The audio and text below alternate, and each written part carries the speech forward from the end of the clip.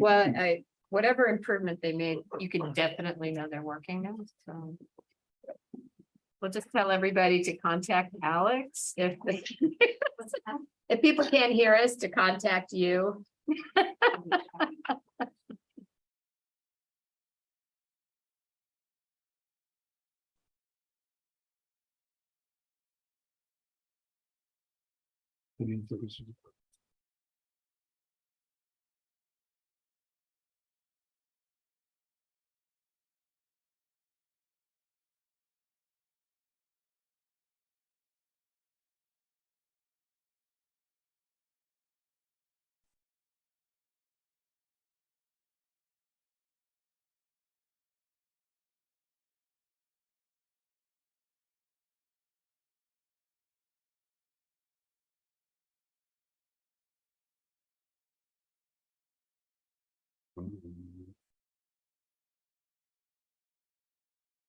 Oh, I started my day with one of your muffins and I ended my day with one of your muffins. I'm glad there was some left.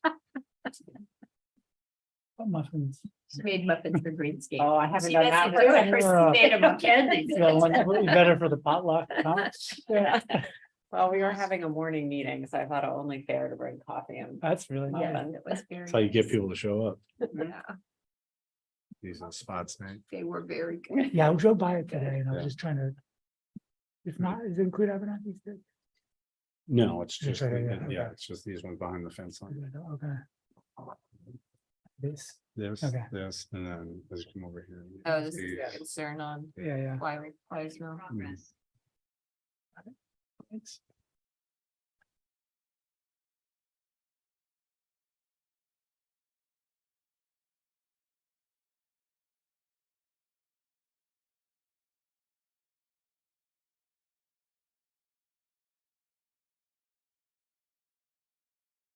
Alex, if you want to, if there are people waiting, you can go ahead and start letting them in. There is no one. There is no one in the waiting room. Okay. It's gonna be a good night. Such a big agenda. I know. Yes. Okay, We're not going to pretend, but, well, I know a few people are coming, so.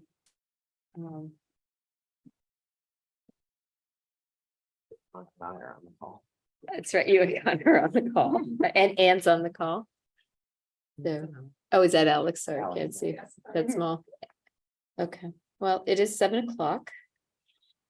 So if you're not gonna let the masses in, I guess we'll go ahead and get started. And, okay, we'll call to order, the Town of Kensington, Town Council meeting for Wednesday, October 11th. First order, Pledge of Allegiance.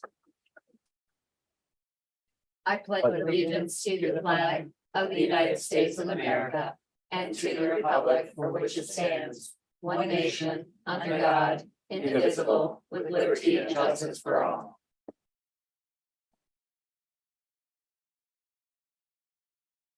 Okay. Next item is a moment of silence. Just want to prepare just a short statement for what's going on in the Middle East. This past week, Israel was attacked by the terrorist organization Hamas. We condemn this unprovoked attack in the strongest possible terms. The town of Kensington extends our deepest condolences to the families of those killed and sincerest sympathy for those who remain hostages. Many of our residents, especially our Jewish residents, have connections to the region. Our town stands with them this evening. Is there anything else that other items we want to have a moment of silence for? Any? We did have the death of the lady on Baltimore. I don't think that was included in our last meeting. Fisher, Mary Beth Fisher. yeah, she passed away even a couple weeks ago. Mhm. Um, I think it was just after our last meeting. yes, and maybe hold her up to a moment of silence. Be good. Longtime resident. Yes, on Baltimore. Mhm. Okay, we can just bow our heads.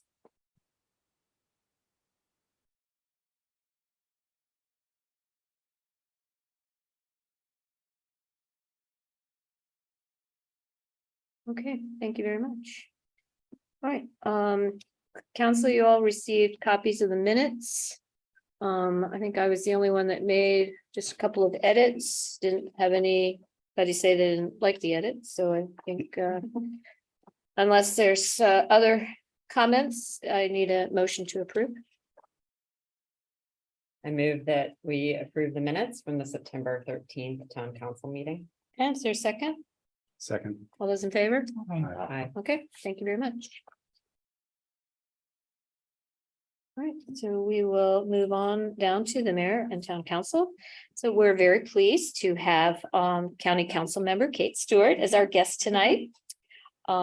She reached out to us and we were delighted to be able to have you join us. So Kate's gonna give us a little update on some of the county topics and some legislative priorities. And then, of course, we'll have some questions for her as well, and we'll open it up to the audiences. So once we get to that point. Great. Well, thank you very much. I'm glad to be here with all of you this evening. Just as a way of background, make sure everyone knows who I am who may be watching. So I am the new or new-ish, I guess that we're coming up on a year now, county council member for District 4, which Kensington is a part of. As folks will remember, last year, because of redistricting and the addition of 2 new council members to our county council, we moved from 9 to 11. The lines were redrawn, and so District 4 now includes North Bethesda, Kensington, Garrett Park, parts of Chevy Chase, and Silver Spring, pretty much inside the Beltway.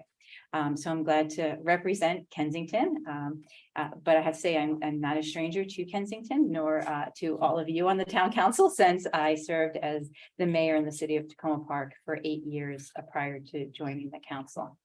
I have the privilege of being one of 2 of the new council members who received a chair position on the county council. So I chair government operations and fiscal policy and can give some updates from that committee. I also serve on the transportation and environment committee. The other hat that I wear at the moment is this year, I am the board chair for the Metropolitan Washington Council of Governments. That is an association of 24 jurisdictions in the Washington, Maryland, Virginia area. And on that, some of our priorities have been metro funding right now, as we're looking at the fiscal deficit that Metro is facing. So bringing together leaders regionally to see what we can do on that, and also working on regionally unhoused and other priorities such as climate change and transportation. So happy to talk about that as well this evening. Going to the committees, on GO, one of the things on government operations, as chair of that committee, I was able to sit in on the meetings with our rating agencies this summer. And I am glad to say that we once again in the county received a AAA bond rating from each of the 3 ratings agencies. It was very helpful to sit in on those conversations to hear the questions they had and their views of the county's fiscal health. And so, I think it was very important in some of the work that we've been doing on government operations and fiscal policy, which is keeping our debt at a good level in the county, as well as making sure that we are planning for the future, given that we received, as many areas did, federal money under COVID. We need to make sure that moving forward that, we don't assume those ongoing costs in our base budget. And so that is some of the work that we've been doing on government operations and will continue to do. The other thing the rating agencies noted was the excellent staff we have in the county. And so both on the county exec sides and the Office of Finance and also the council side. So having the AAA bond rating is very important for us because that means that we can actually borrow money cheaper, which is very important as we look at the needs for our schools and our transportation projects to make sure we keep those moving forward.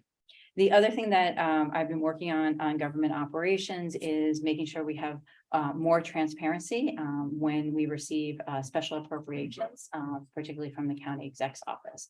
And so we've been looking at putting in place more processes to understand why those special appropriations are coming over, where the funds are coming from, and actually to not look at them in as much isolation as they had been. Can you give us before. an example of a special appropriation?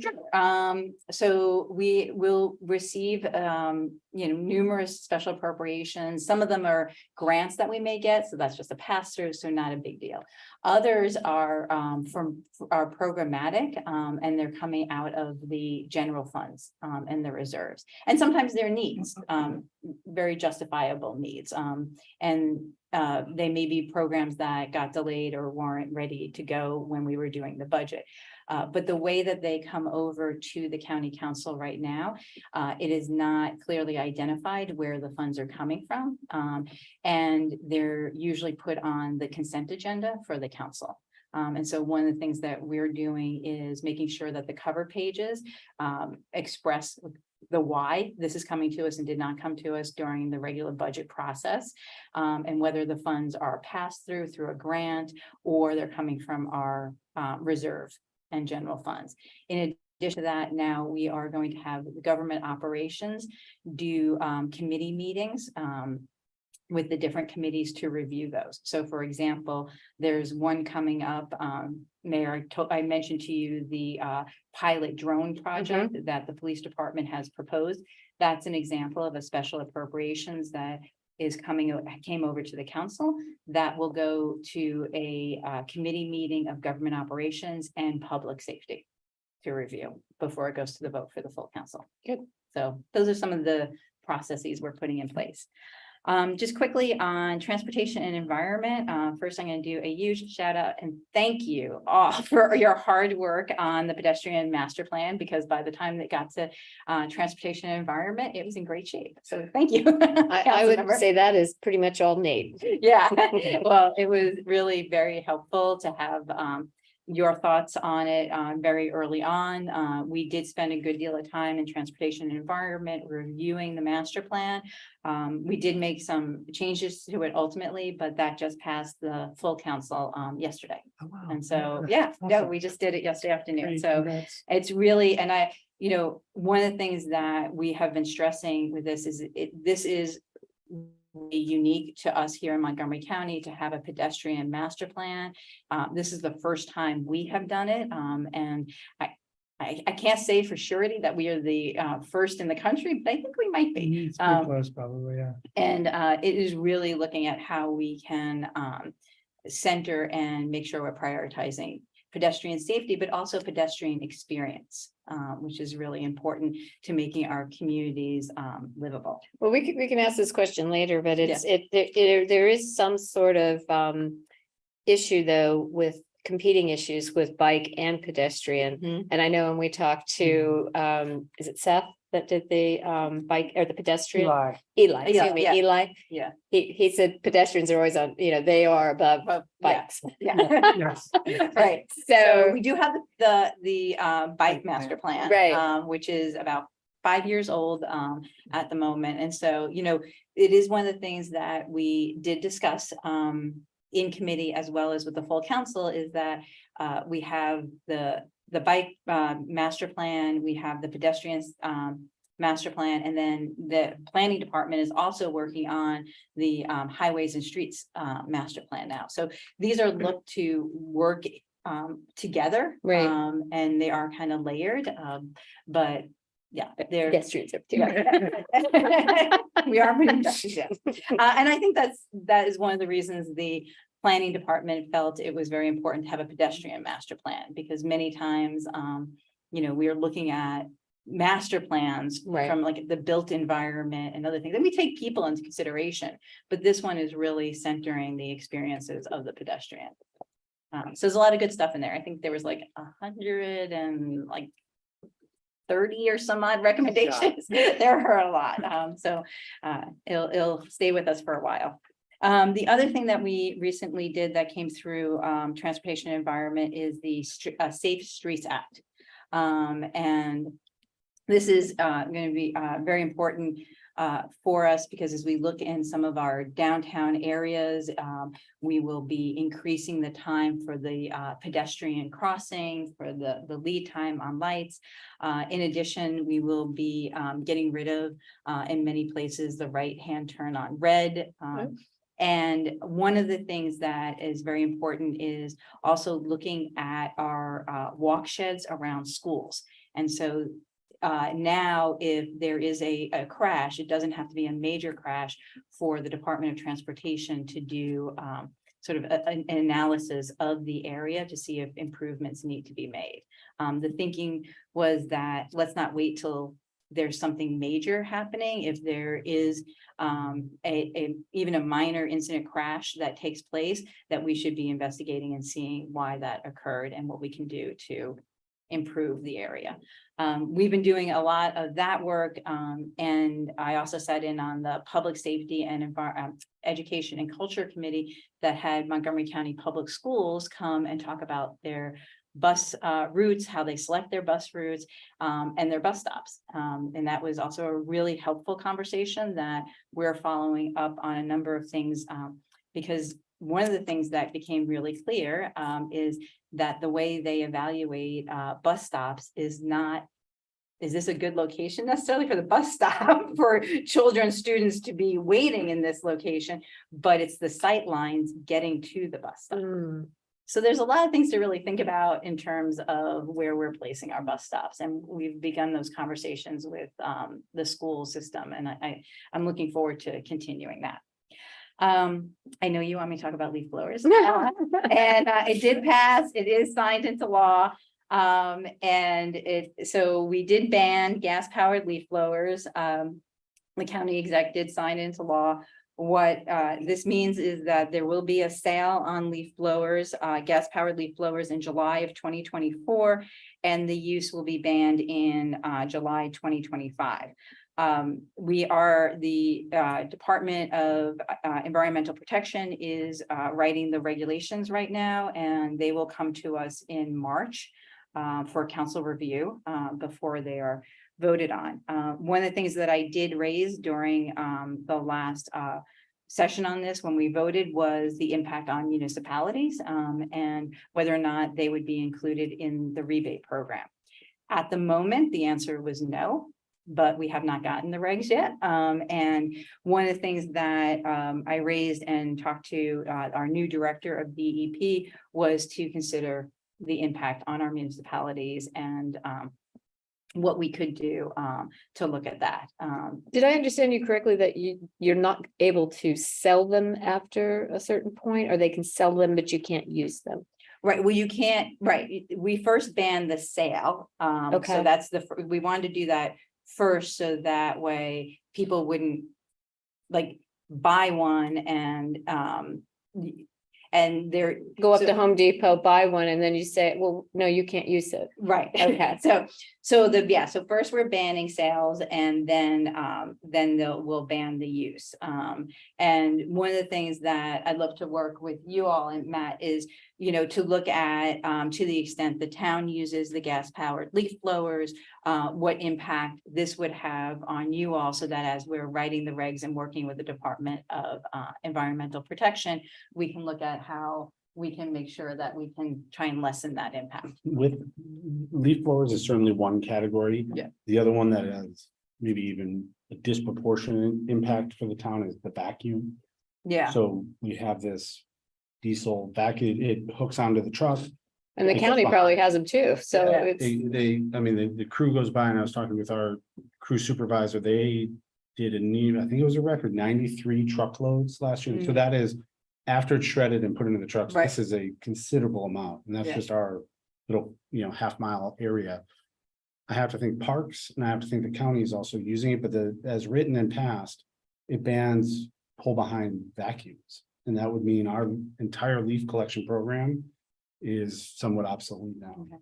Well, we can look into that and talk to Director Monger about this as he's writing the regulations, and make sure that our understanding and the council's intent was for the gas powered leaf blowers. Mhm. In particular, the ones that individuals would use and have to put on Right. the strap. Backpacks, And yeah. so we can clarify that and Well, I mean, the question would be, are we banning picking up leaves? So, I mean, if you can't use the vacuum, there's not a lot of Right. alternatives. And that would include the county as well. And then maybe the county's saying, well, we're not gonna pick up your leaves anymore. You either have to That's- bag them. that is not the conversation we had on the Okay. council. The conversation we had was the banning of gas powered leaf blowers. Blowers, And okay. not picking up of leaves. So Okay. we'll just make sure that as we're writing the regulations and moving forward, that there's, the county is still picking up leaves, just to be clear. No, sorry, rumors. Well, that was a big Yeah. question, because if we're not able to use that, what is the alternative? Right. And there just aren't a lot of Yeah. alternative, you can't use a battery operated. Vacuum, Yes. that's not gonna work Right. with what has to be picked up, especially when they're wet and all Yeah. this other stuff. So Mhm. that's the, Yeah, so what this legislation did was ban leaf blowers, And not vacuums. back. Okay, we'll double check. Good check. gas, well, there are vacuums that I've never seen a gas powered vacuum, but I know I've seen Are there I've seen yeah. electric vacuums. I've Yeah. seen them in town. That people are picking up their leaves Leaves with a with a vacuum. vacuum, but it's, they're Not holding the a whole town's bag and, leaves. huh? Not the entire town's leaves. No, just in their own yard. So it may be that's what the vacuum part is. Yeah. Okay. So, And we are still encouraging people to put their leaves in their garden beds right. and Of not, course, Not but out of some pick people up. have more leaves than can fit in a garden bed. So. Yeah.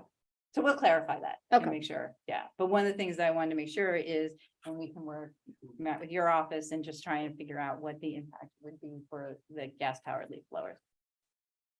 Do you happen to know why the DEP is writing the regulations when it's a noise ordinance? DEP actually covers the noise ordinance. Do? Yeah. They- Mhm. okay. Mhm. The noise ordinance actually comes under DEP.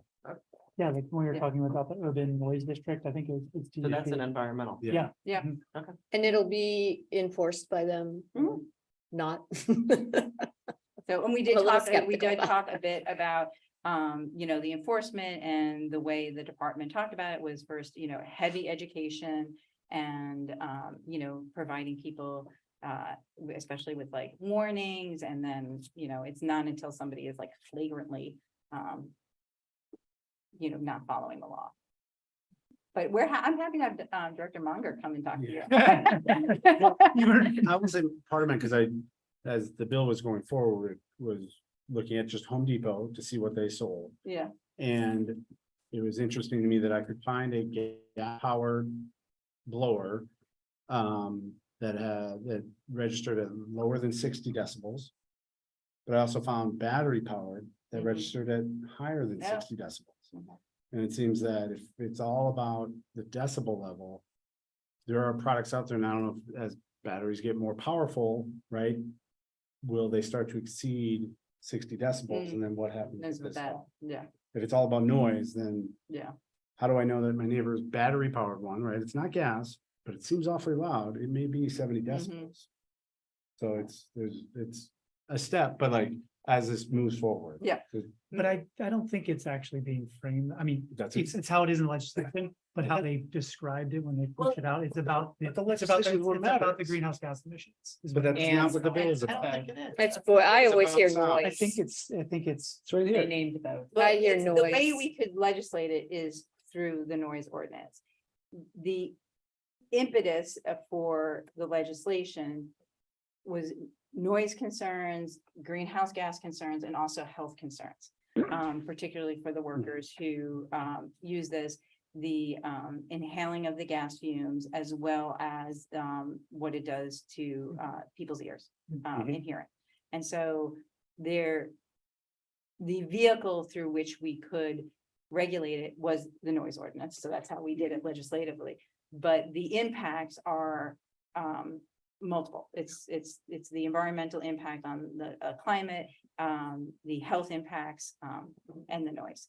And I will say we did have, our Department of Parks as well as our Department of Transportation has been moving in this direction.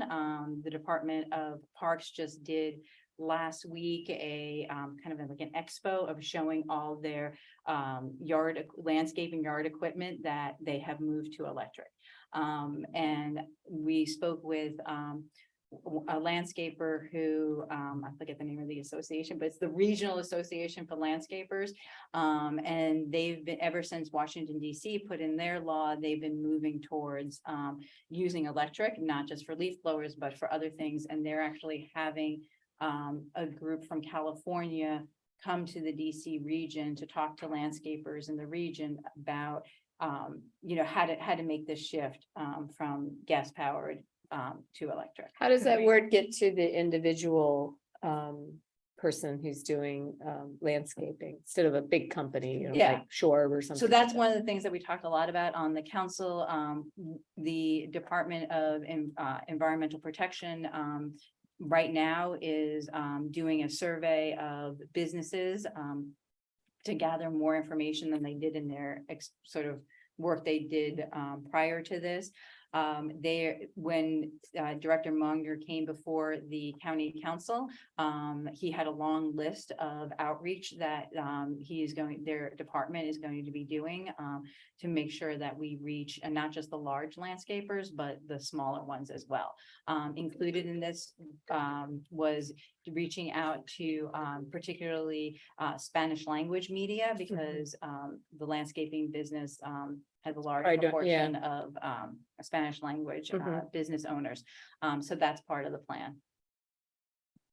So I was curious when you were describing the California group that's coming here to meet with the association and doing the expo of equipment that the Yeah. local transportation and parks division did. Could we send one of our town staff members to one of those? We have the gentleman's name. I was actually connecting him to staff at COG. So that they could do that, but yeah, we're more than happy to, he actually, the gentleman's name is escaping me, his company's name, AIR, AIR. And he lives and they work out of Rockville. So they're right here.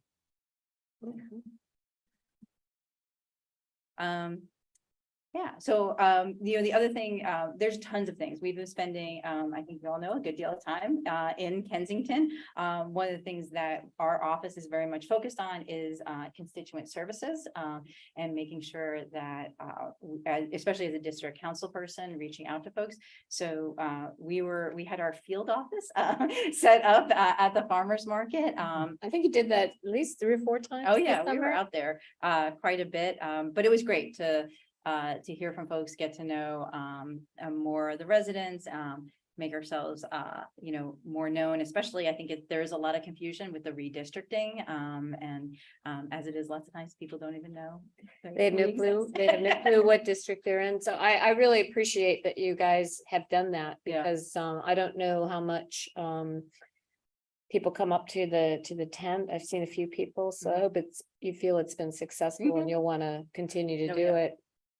If you let us know when you're coming, we can certainly promote it, that Yeah. you'll be out there. Oh, that'd be great. Yeah. Yeah, so you can just let the office know and we'll include it. So people know if they got a problem, they can, Right. oh, I can head over to the farmer's market. So, And I know we've met before to talk about different issues. And so we just want to continue that relationship and just know that particularly having been in municipal government, I want you to know you definitely have a champion on the county council. And so if there are things that we can do for all of you, please reach out and let us know. can you just touch a little bit on the police issue with so many that are getting ready to retire, and what Yeah. what the plan is, and then possibly touch of whether there's has there been talk about putting policing back into the schools? Is that There hasn't, so I'll start there hasn't been conversations that I know that we have the this what are they called now? CRO, the community resource officers. Mhm. That's what it is. It's community resource officers now in the schools. I'm not aware of conversations to change that. There's quite a bit going on with MCPS right now, so. Right. There are a lot of other conversations happening. That is not one I've heard. Regarding our, police department, we have, we've talked a great deal to Commander Dom. I know there have been some issues, particularly here in Kensington, regarding the responsiveness, of our police department. Since we've been, in office, we've had, close communications with Commander Dom. And, as things have come up, try to address them. We've also done, ride-alongs to make sure that we are connecting, not just at the commander level, but with our police officers to, see what they need and how they're experiencing, issues. Overall, looking at, the capacity of our police department, we, like across the country, we are experiencing,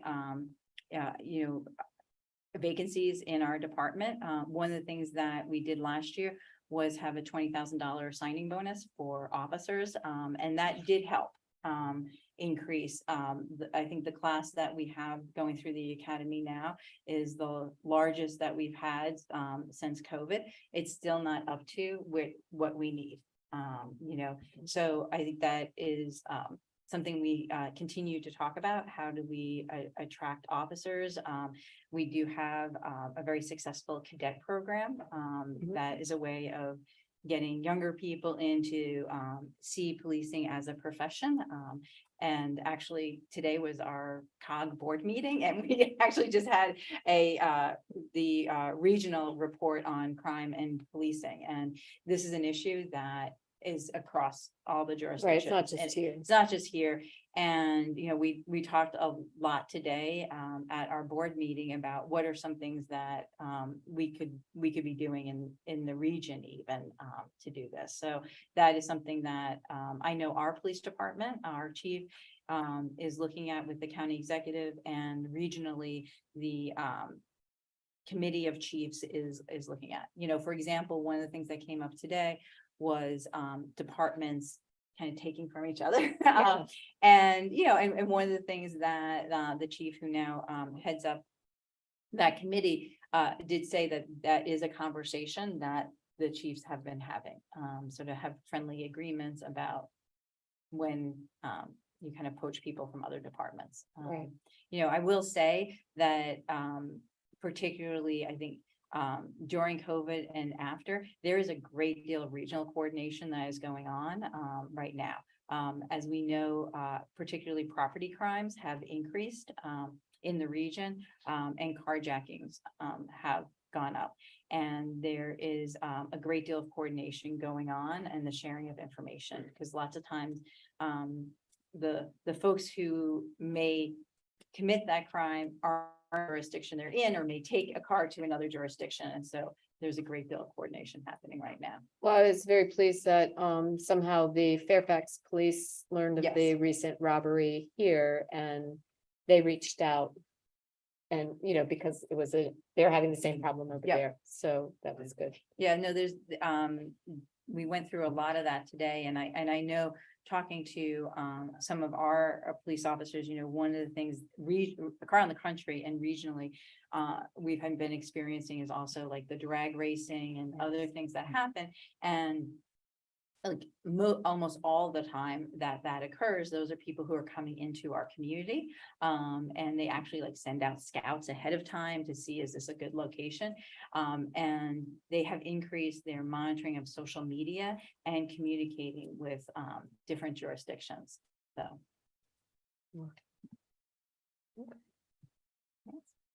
Anybody have some questions? Covered a lot.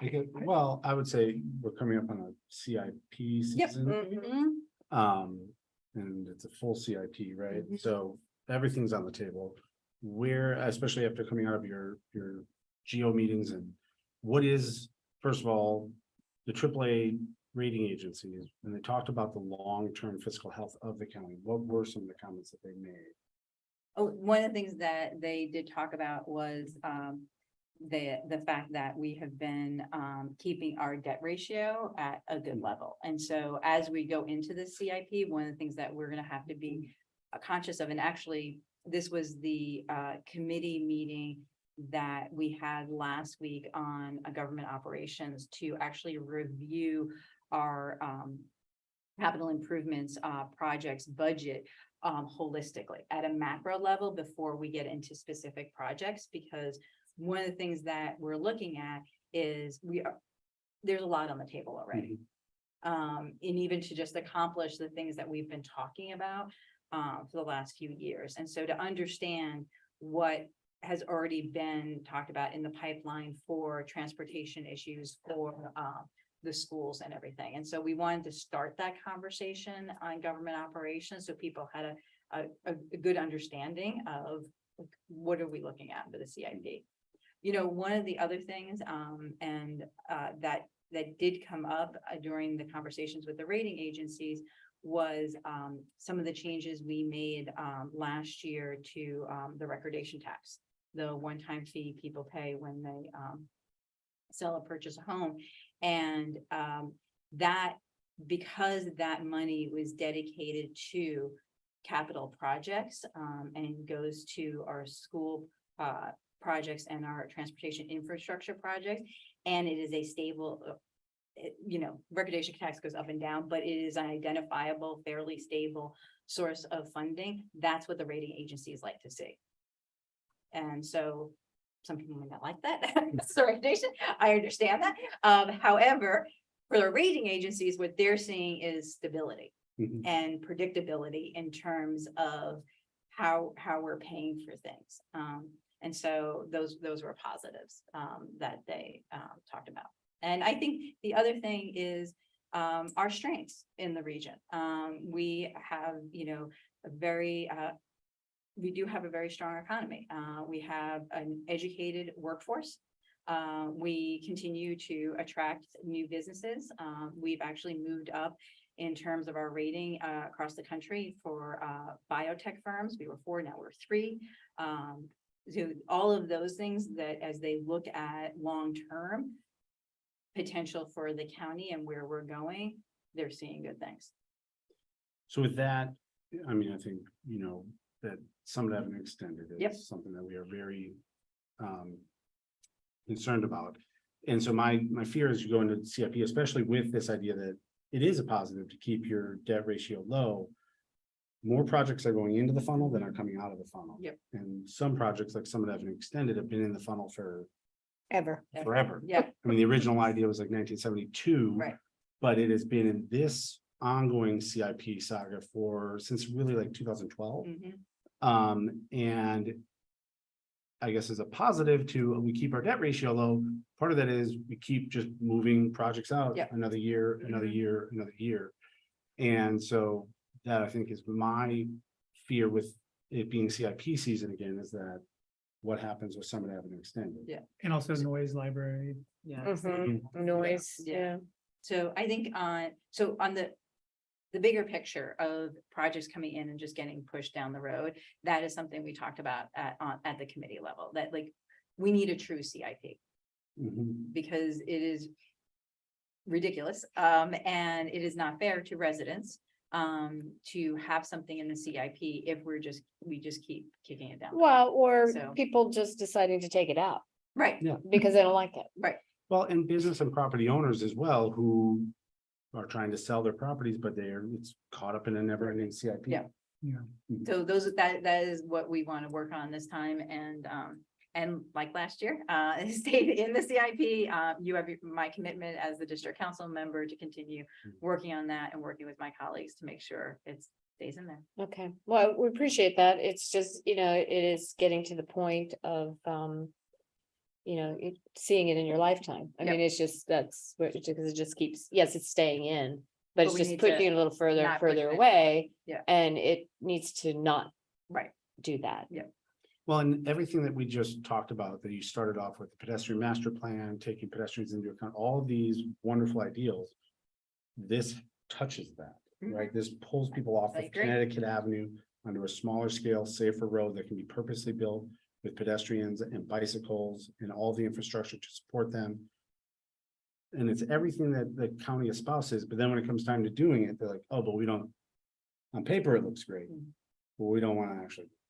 100% agree. So that's actually one question I had that relates to the CIP and the pedestrian master plan, and I'm curious if the council or through the GO committee are coordinating with county executive and his team on all the federal funding that's available and prioritizing how projects get into that queue Yeah, for so ones we- that are larger than what. it- So we actually, we have, which comes out of T&E for transportation projects, it'll come out of, Transportation and Environment Committee, but we have priorities letters. So we do priorities letters for infrastructure projects, each year, one that goes to, Annapolis, to the state level, and we also send it to our federal delegation as well. And those are things we discussed in committee sessions. It gets brought to the full council and move forward. So, you know, I think there are a number of opportunities. We were successful in a number of areas last year. One of them was to receive funding for the metro entrance in North Bethesda. We did receive some federal dollars for that last year. And, you know, I think one of the things that we all have to pay really close attention to right now is what's going on in Annapolis with the Transportation Fund Commission. And what is going to come out of that? I mean, right now, what we're faced with is the fact that we are getting less revenue from the gas tax. The positive is people are using less gas. The negative is that's how we have primarily funded our transportation fund in the state, which pretty much just covers almost all of our transportation. Is there an projects. electric tax when these guys fill up? Do they, is No. there a tax? No. Yeah, easy. Well, I'm So- just You point to him too. We want people to change, we change. I know, but I mean, Right. it will get to that. Well, point, this is, though. these are the things, Miles so if based. you Yeah. have ideas, Delegate Corman is on the commission. Yeah. And so these are the things they're discussing right now. Right. But the reason why, here, particularly, we need to pay close attention, because projects like if we're talking about BRT or funding for WMATA that, you know, touches particularly Montgomery County really hard. We're in competition for other dollars. You know, the governor has made his priority, has talked about the red line in Baltimore, which obviously has to happen. Was neglected under the Hogan administration. But there are a finite amount of dollars, and how we are going to fund the transportation fund is going to be really important to us. So that's in Annapolis, and so looking at the state dollars is keeping track of that is going to be important. And then at the federal is once we start getting together the I mean, if Summit Ave is at a place, I don't think it was at that place last year. But once we are at that place to you know, do that, we can talk about and talk to other members of the county council. Is this something that gets moved into that type of priorities letter? Yeah. That answer? Ann? Yes, thank you. Anything else? I just wanted to thank you for your leadership on the pedestrian bicycling issues, and congrats for the Safe Act passage and the pedestrian plan. Just wanted to flag that we also have a plan coming out Yeah. for the town. As you know, our bicycling pedestrian priority area plan was drafted by SHA and us collectively. Mhm. We have a draft and we're commenting on it internally. And then we will, I think we're gonna probably have that published in the next month or two after it goes through the process at SHA. But we have partners at the county and Yep. MCDOT and planning who've been participating in that, but just want to ask for your continued support as we implement it, because we really want the boundaries overlay the BIPA boundaries of Yeah. the county, so they're the same, and it's really meant to improve coordination and, as you know, collaboration. So when we start trying to implement that, we'll continue to count on your support. Improving coordination and collaboration.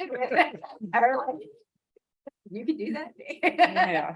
That would be amazing. Yeah, we'll do it together. Well, I think part of our frustration is that we've had a great relationship with the person in charge of our district in SHA. Yes. And now he's leaving. Yeah, He's I been know. promoted and moving to, Yes. and it's just We, like, we're all mourning that loss. Yes. so it's like, oh, give him more money, but can he just stay put? Yeah. Just Ah. because we had some real momentum. Yeah. In making some progress. And then he's moved and now you've got to start all over Yes. again. And that person may not be as, interested in our area or maybe looking else, in other places or, Well, whatever. at least the person we are all. Mourning Mourning is the staying loss of- in at the in-state highway, just. Yeah. Yeah, he's being just going promoted. into a whole nother Um, district. yeah, So, but so, it, it's true frustration on your still, end. still calls District 4 home. I know, but it's, the changing of, and we haven't had this problem really with MC dot, but it's very frustrating It's on the very state frustrating, side. yeah, on the state side. Yeah. Believe me, I understand completely. When I was mayor, you would just kind of get a relationship, get somebody to understand the area, understand the complexities of it, and then they. And they move them, It's really. and then you're starting all over again. And, so, yeah, it's really Well, frustrating. we'll be doing it together this time. Okay, good. Thank you. Any other questions on the council before we open up?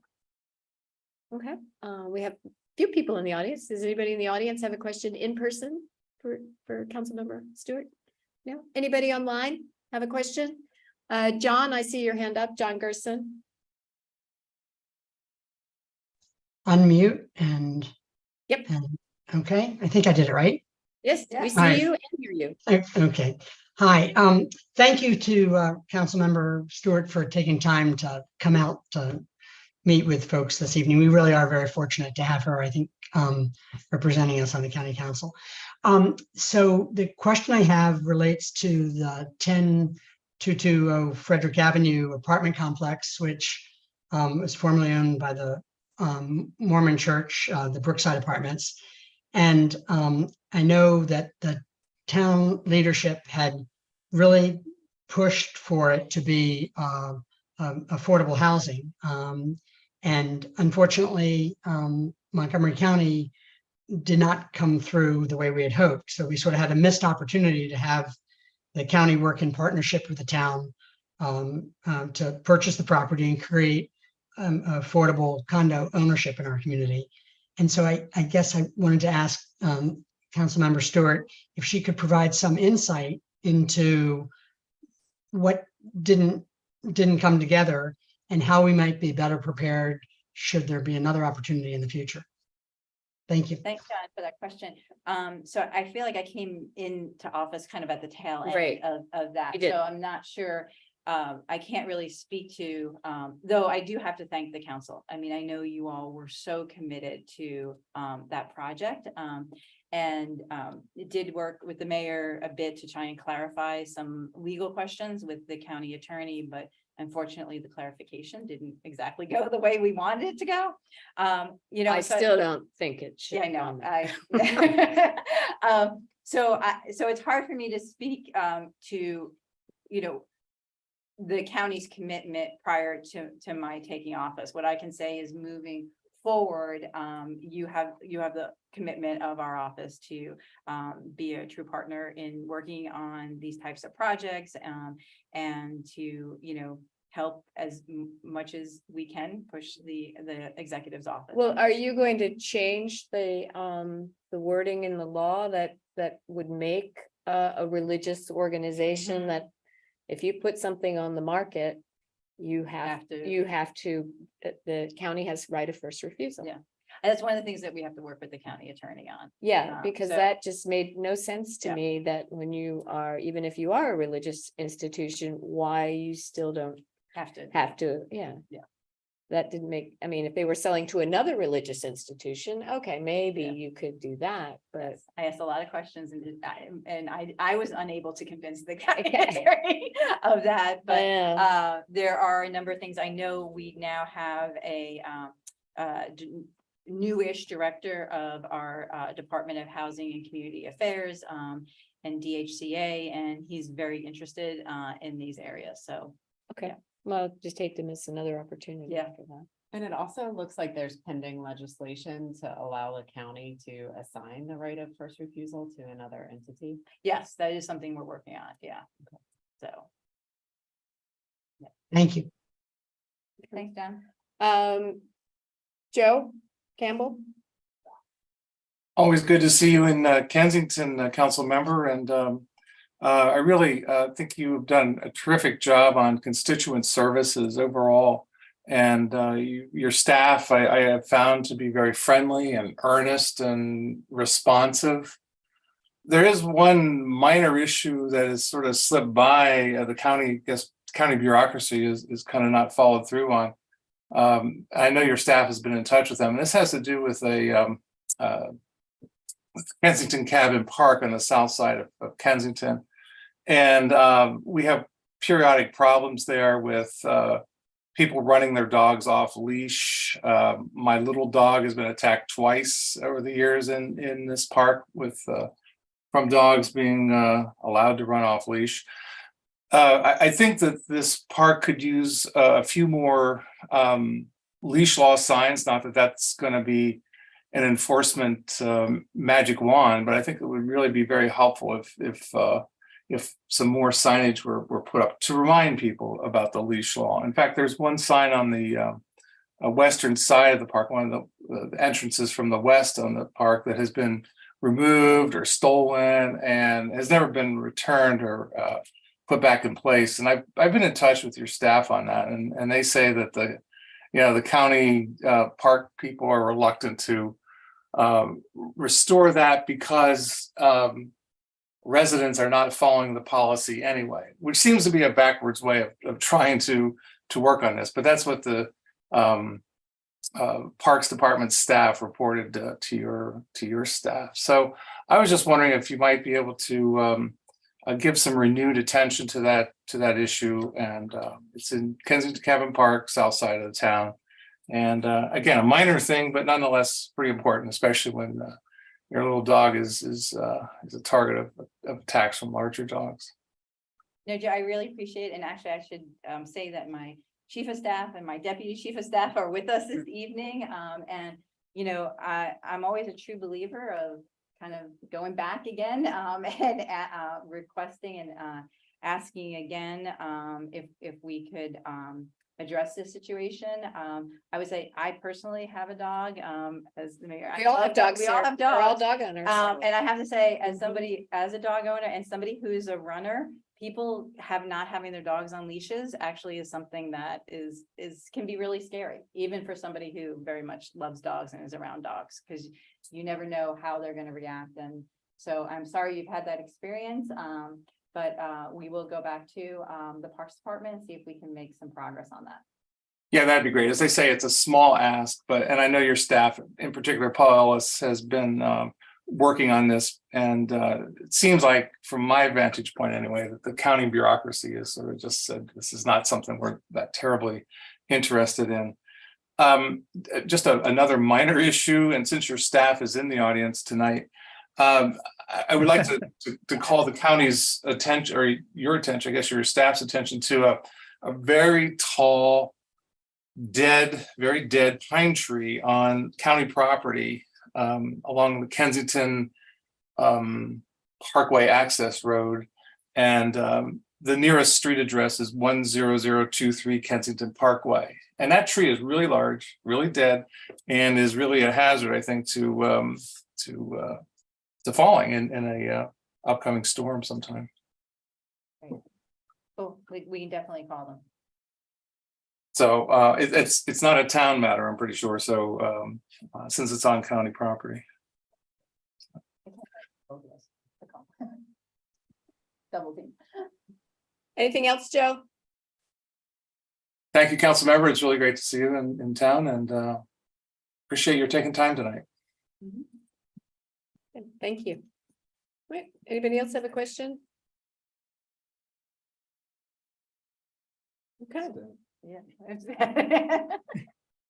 We're looking at it on the Oh, Google Maps. Oh, the The dead very tree? dead tree is very. It's a very dead tree. Absolutely. You know, I had the opposite problem. I had my son stuck me with his pit bull when he went off to Korea. and ended up keeping her, but she was a very aggressive dog with other dogs. So I couldn't take her out for walks because I had the opposite problem with Joe. I had cute little dogs off leash who wanted to run up and see her, and I would be screaming, no, get your dog away from my dog because she will kill her. And so, yeah, I mean, keeping your dog on a leash is really for safety. Yeah. It really is. And because I have a little dog now who doesn't need to be on a leash, but for her own safety, Yeah. she needs to be on a leash. Yeah. So, but I know we've had issues with some of our own residents that think their dogs are very well trained and Right. they just don't need to be on a leash, but they really do for their. So. Okay, well, thank you so Thank much. you. Thank you. very Really much. appreciate it. Don't be a stranger. I know I you will won't, not. but. Thank you. So, thank you. And Paul and Cecily, thank you so much for coming tonight.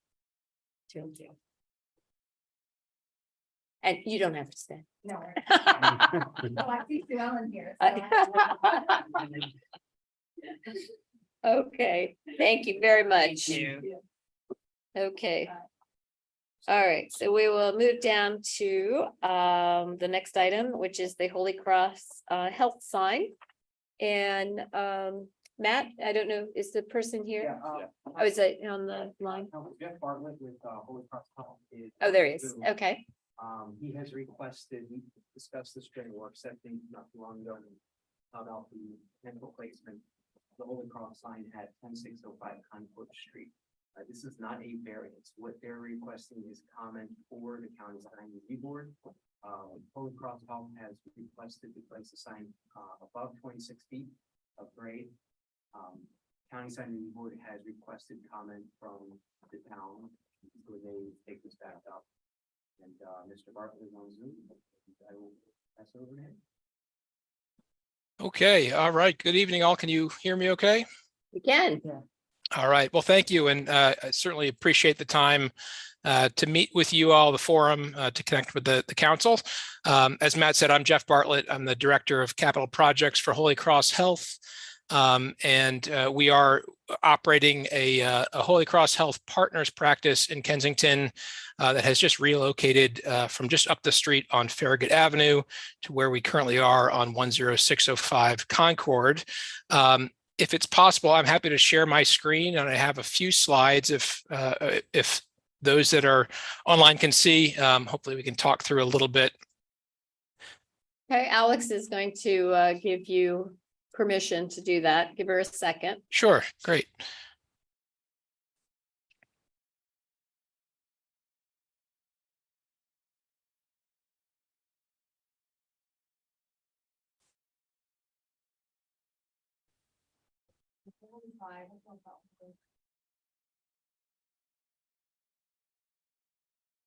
Hey Jeff, you want to try sharing your screen now? Sure, it still says host has disabled the participant screen sharing.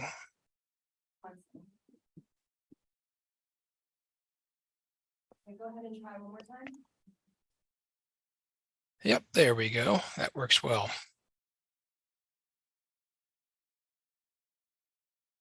Okay, can you all see that then?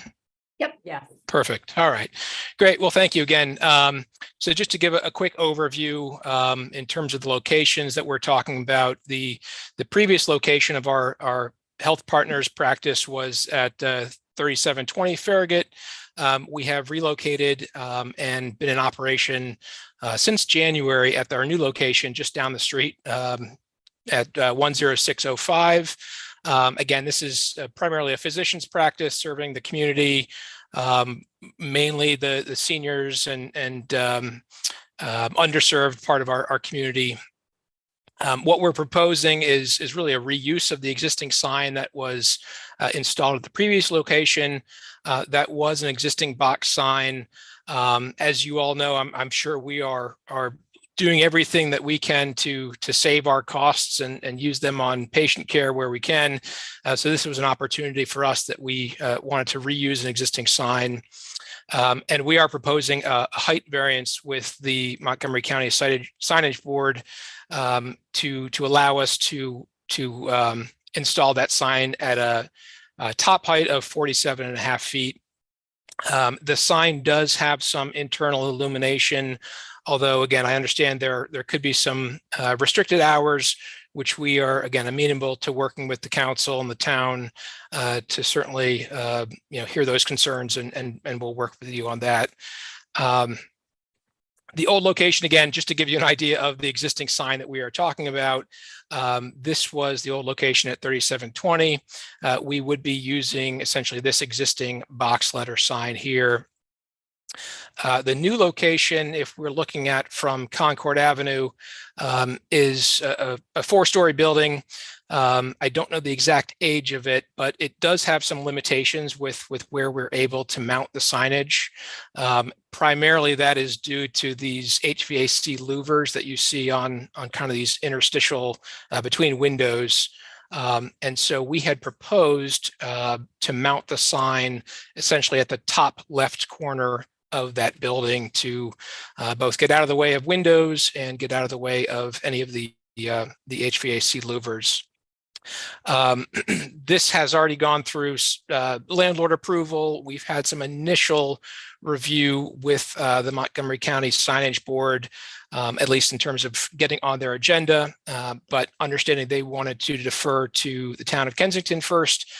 Just wanted to present those challenges and our thoughts on getting your endorsement before we went back to the Montgomery County Signage Board.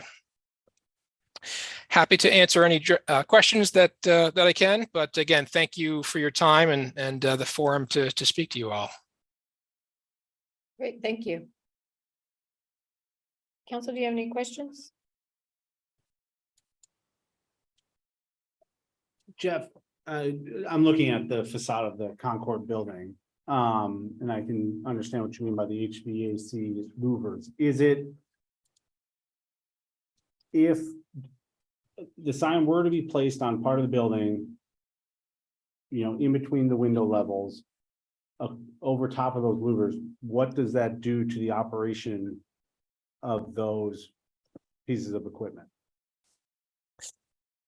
Yeah, that's a good question. And quite honestly, I'm not sure that I can fully answer that now. I would need to speak, probably get more of an opinion from the building engineer and from the landlord on that. Those are primarily air intake louvers. So if there's any restriction on air intake, I'm sure they would not favor that placement. Is it possible that the sign could be mounted offset from the building with some of the channels?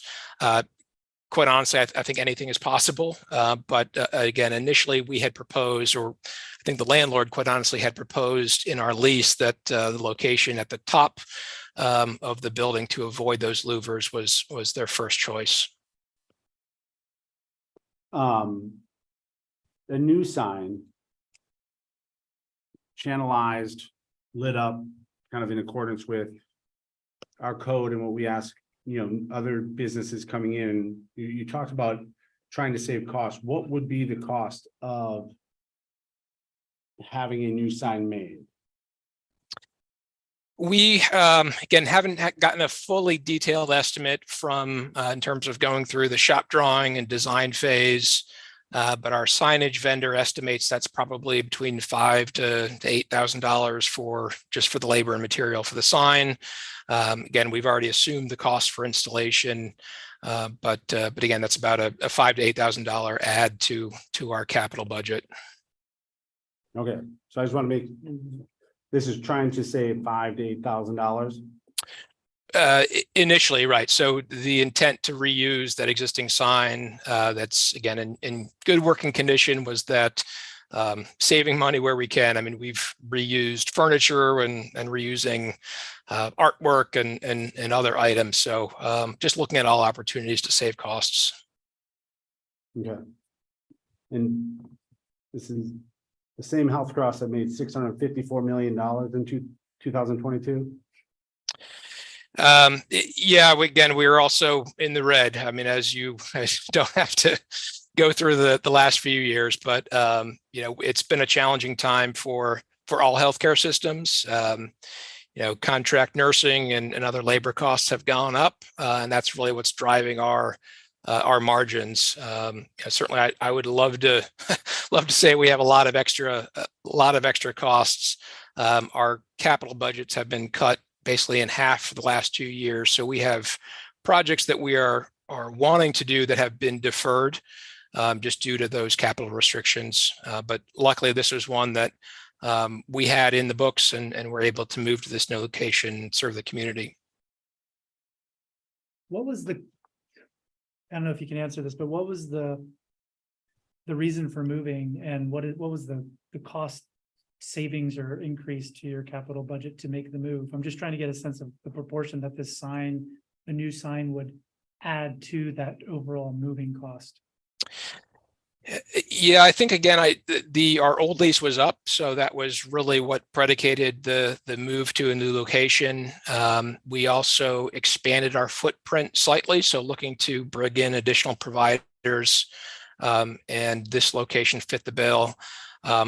It worked out actually that the landlord of our old building and this building is the same. So in terms of the rental costs, we didn't really see much increase other than the square footage increase for the cost of the rent. Okay. Thanks.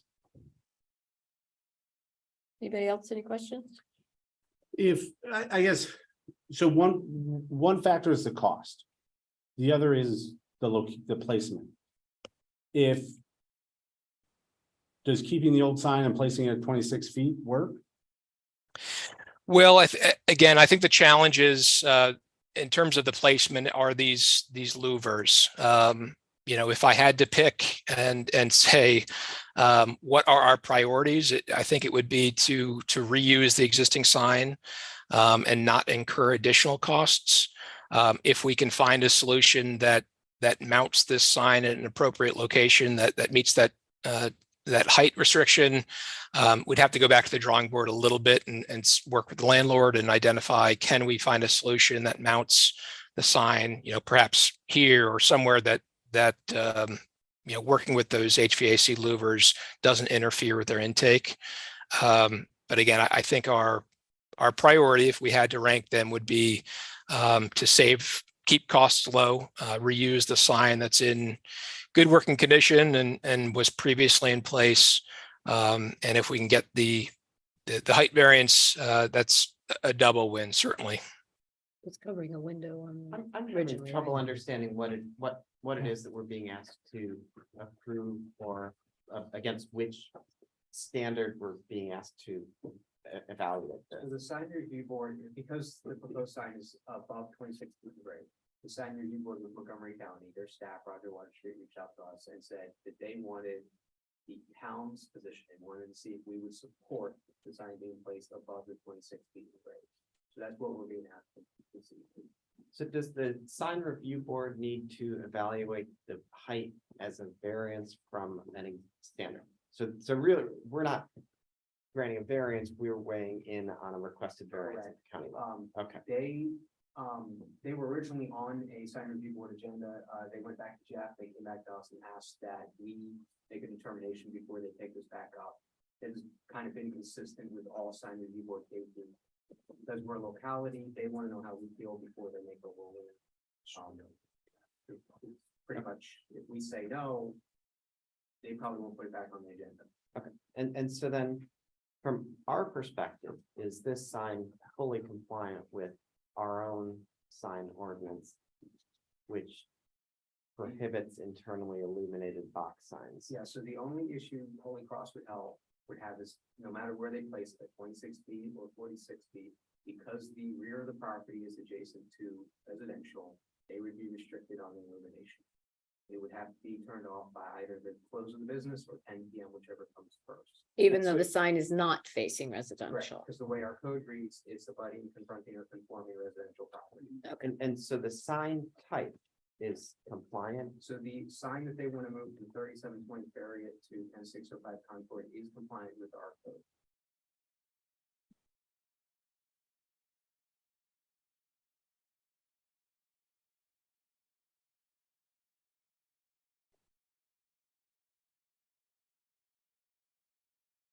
Any other questions? I just want to think before. The code says Internally illuminated box signs with flat graphics and or translucent base materials are prohibited. And this isn't one of those? So the illumination, Jeff, can you go back to the old sign? Right. Oh, Sure. okay, so even though it's flat graphics, the illumination on that sign only shines through the HC and the Holy Cross Health. So as far as we were concerned, this was compliant. So this is a newer sign. It was installed maybe like 2018 or 2019. So it has a permit. We did permit it. It's approved. It was removed from the property. It is currently in the garage at 10605 Concord. And it is waiting for its fate. So So, and I have one more question. The county standard at 26 feet, I remember some conversation that has to do with encouraging something that's a little closer to street level. Can you speak to that standard? that's pretty much the point. Anything above that, they consider it branding the property. Which is kind of. It would be the Holy Cross building, It would be the Holy basically. Cross building. It was the Allstate building at Farragut, before they kind of changed tenants over, the Kaiser building, anytime it's higher than that, they basically brand the building and they limit the number of signage. That can be on it. So like if you But drive, if you did it lower, you could have more. yeah, so if you like drive through Rockville Pike, you'll see all the commercial properties in downtown Rockville, they'll have one sign. It's like, and then it's basically what they did that.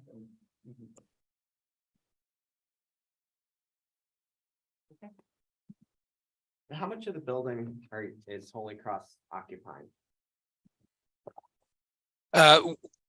We just have one suite on the second floor, potentially looking at expanding, but right now our suite is about 6,000 square feet. So it's certainly not a majority of the building. The But majority of the floor? the majority is just general offices. There's a number of other commercial offices in the building. No, I'm saying on the second floor that you guys are occupying.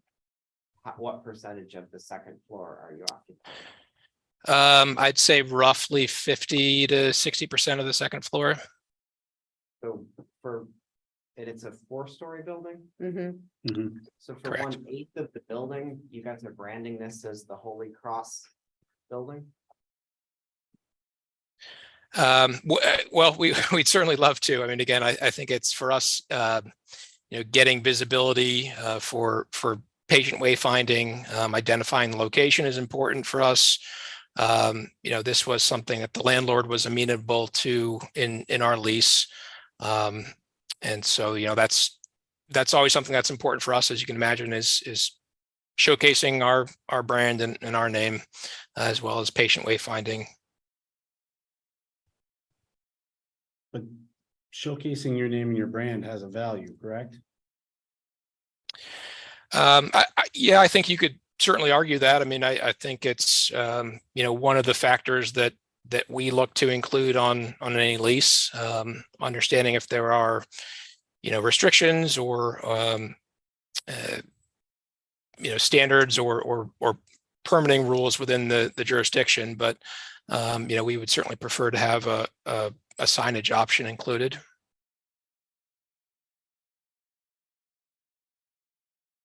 I'll give my Sure. view, I guess. I would probably want to neither support nor oppose this and just let the sign board handle it with the understanding that the illumination would go off when the office is closed. Because if the purpose is wayfinding, as one of the purposes, nobody's wayfinding after the building's closed. So if Or office hours. after office hours, the sign would go off But is it So the 6 office hours for for that building, for that. the building or For the for, suite. That's why I'm asking, for the office hours. for what? The whole, For the The for the doctor, for the practice. So if it their is office, for the business that has So the sign. if Yeah. their office is closed at 6 p.m., the light cannot have illumination past 6 p.m. If their, business stays up later, it's 10 p.m. Okay. The way our code reads, so. that's just my, So based on their posted hours, that'd be 4:30. So it would Why never- bother to have a never be light? lit. Jeff, I'm sorry, I may not have heard that question fully. So the way our code reads, any illumination would have to be turned off either at the time that your business closes or 10 p.m., whichever one comes first. Mhm. And Holy Cross Health Partners in Kensington has posted hours that your offices close at 4:30 p.m. So that's earlier. That's the earlier of the And what time do two, they open? 8 a.m. Yes, it would never be lit. So there, when would it be illuminated?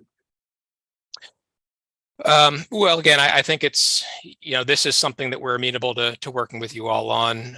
The sign does have that illumination, so that's how it is configured. Would it be normally lit during the day? I think that's dependent on if it's tied to a photo cell or if it's hardwired in directly. You could make the argument, right, that if it's tied to a photo cell, then it may never come on during normal business hours.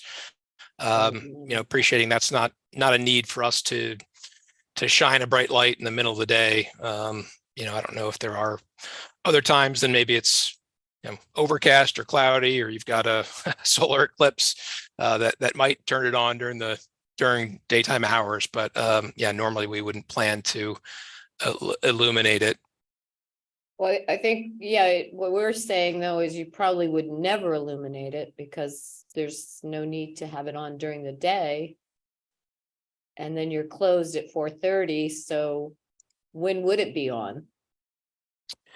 Right. Again, I think that gets down to the question of if it's, again, tied to a photo cell or if it's hardwired in. And again, this is not something I don't think we necessarily,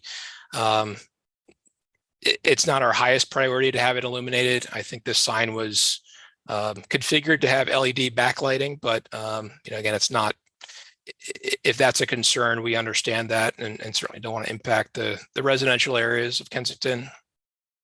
Okay, I mean, to me, since we've confirmed with Matt's help, the sign is compliant, it's a relatively recent sign, it's in working order. They would agree to operate within our code and not have it on at night. There's not an issue with using the existing sign. Not Not at 26 feet. Not at 26. Right, it's just the question of so Darren is saying not take a position. I would be interested in knowing if it's feasible for them to put it at the 26 feet. It Mhm. wasn't ruled out from the conversation, and looking at how it is in the previous location, it was at a lower level. And it's covering windows. Or at least 50% of one window. Yeah, and I'm inclined to agree with Anne, because I guess going back to a point you made, Darren, around the occupancy of the business within the building, and it's 1/8 of the total space. And there's I don't know how many other occupants or other businesses within the building. Do you know? I don't know offhand. I mean, I think it's less than 8, maybe. That's just a kind of a guess. Yes, and more than just a handful. So what's stopping the other businesses from going to the landlord and asking them to also put a sign, and then having to come back to us to then approve again, give our opinion that we are okay with them putting it at the top like yours, because we set the precedent with this. So I'm just a little worried that might happen, and then it just, becomes out of control. In other words, why preferential treatment to you guys, and the others don't get a sign if they would want one?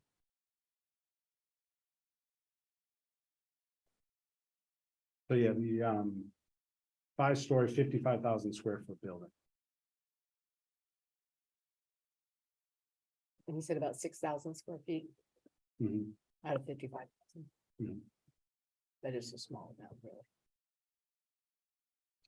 Yeah, my position, reusing the sign, I mean, I think it's great that you're looking to save costs also, because it's a relatively new sign, right? And you've already approved it. I do not have a problem with the current sign being used. My question to Ann's is at 26 feet. I haven't heard that it cannot operate at 26 feet without impeding some sort of operation of the building, like the HVAC system. And there's maybe a way that it can be mounted where airflow can still reach those louvers And so then I'm kind of wondering why it needs to be, but it's at 26 feet now on your current building. That seems to be working. It helps with wayfinding.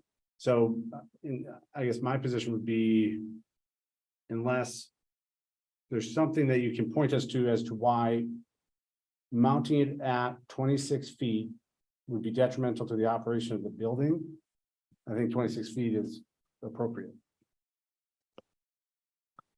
Matt, a question though. So this goes to the county's sign review So board, it's their variance process. for Yep. signs. but if they approve it, does Holy Cross need a variance from us to put it above 26 We'll feet? defer to them on Got it, thanks. that, because we don't specifically state height, we defer to the county. Okay. Okay. So it sounds So like you- we can take a vote if you want. It sounds like the preference right now is to keep it at 26 feet. Fine to reuse the sign. Right. Yes, Do you want to put any other restrictions such as when the lighted sign is lit? well, I think As that long as is you- in our code, isn't it? Yes, so Just for the, so could be another, there's other tenants in there? Yes, there's There's- several. 8. No, it's more than that. Okay. I mean, we go to at least 6 of them. I'm I'm not even joking. There's Okay. occupational therapy on the first floor. There, my doctor's in there, Pizza. you know, there's several. for clarity, Jeff would go back and find out if they can place it at 26 feet. And if they can, I mean, that's what we'll tell the sign review board and Roger Water Street staff. And if they can't, then we are, We are not supportive at a higher height. well, You're saying. if I, they I mean, can't. and I don't know what, I couldn't quite understand the other three. I would say, I don't want to state a preference at the higher height. I'm fully on board with try 26 feet or below. Beyond that, the sign board can use its own discretion. I don't know what the three of you. Yeah, I'm okay with that. Works. Yeah.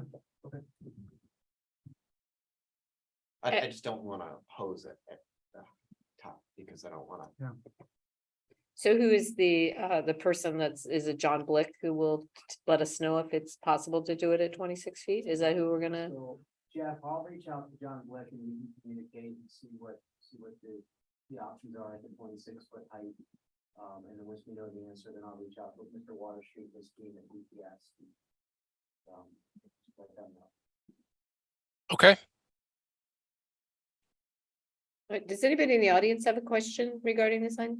Allison, you will have to go up to just give your name and the street. It's bound to be too tall. Is this even working? Yeah. Alison Oppenheim, I live 10312 Armory Avenue. I don't see any other signs from any other businesses in this building. No, the only kind of sign is it's called the Concord, is it Concord Building?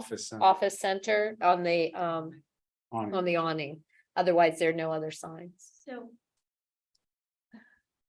if the other businesses in the building don't have the sign, are they not, like, there must be public use of these buildings if you go to the doctor.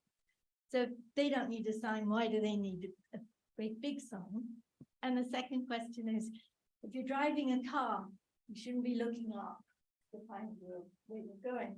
Can they put something in the garden there so that you can see? That's it. Okay. I want to know what the other business is, that signage, if I were you. You've got one question online, Jody. Oh, Joe? Jody. Oh, Jody? Jody, just unmute and ask your question. Yeah, I was gonna say the same thing as Allison. Can you hear me? Yes. Yeah, why can't they just do a freestanding sign in the garden? I mean, they're not a really large tenant, and I understand they put it in their lease, but they're really not a large tenant. My doctor is in there. There's a lot of other tenants in that building, and I don't understand why they need a sign on the building. There's room in the garden there. They can just put a sign in the garden there, a freestanding sign. Okay. Thank you. Any other comments? See any other hands? Okay, well, just for they are allowed to put a sign. There's just the other tenants have chosen not to, and they are choosing to do it. So we're not saying they, because they are allowed to do it. We're just trying to decide where they can put it. So, But if we, my point is if we allow them to, or we support them putting it higher and the other businesses want to put it. Right, they could add one subsequently, too, sure. They can then do it. right, And right. it becomes a, Yes, absolutely. But we would, if I want to make sure, Matt, do you want to repeat what the council is agreeing to do, just for clarity? So we are supportive of the sign being placed at 26 feet using the existing sign, following our lighting illumination regulations. If the county's sign review board decides that 47 feet is appropriate, we will accept that. But our lighting would still apply in that case, so they wouldn't be able to illuminate the sign at 47 feet. But see, that falls into the category that other people could do the same then. Mhm. So there's a calculation, so the frontage of the building, I don't know what it is, let's say it's 50 feet. It's 112 feet, It's how much? 112. Okay, so they have 224 square feet of signage they can put on that building. And that includes a monument sign, a wall sign, any kind of signage. So it's twice the frontage of the building is the calculation for the county. Mayor, this is John Blick. Can you hear me? Oh, hey, John. Didn't know you were on. Hey, how are you? Good. I've been listening. I haven't said anything. Let me just clarify something. We control what tenants are allowed to have signs in the building and what tenants are not allowed to have signs. And thus far, the only tenant who was large enough for us to consider it was Holy Cross. So it's not up to other tenants to put signs on the building. It's up to us to allow them. Everyone would like to have a sign, but we have not to date, and there's no reason to believe that we would. It's a small tenant building. The next largest tenant is about 5,000 square feet. That's the pulmonology practice. They've never asked for it. When you go from that, the next largest tenant is about 2,500 square feet. So at 6,000 square feet, Holy Cross is definitely the largest tenant in the building, and I don't anticipate any other tenant, us allowing any other tenant to have signage on the building.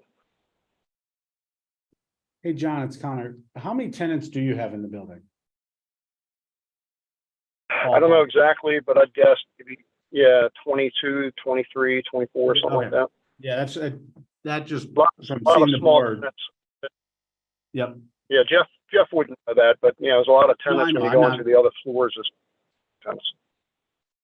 I only look at the board because I can't remember where my own doctor's office is. Do we want to ask him where?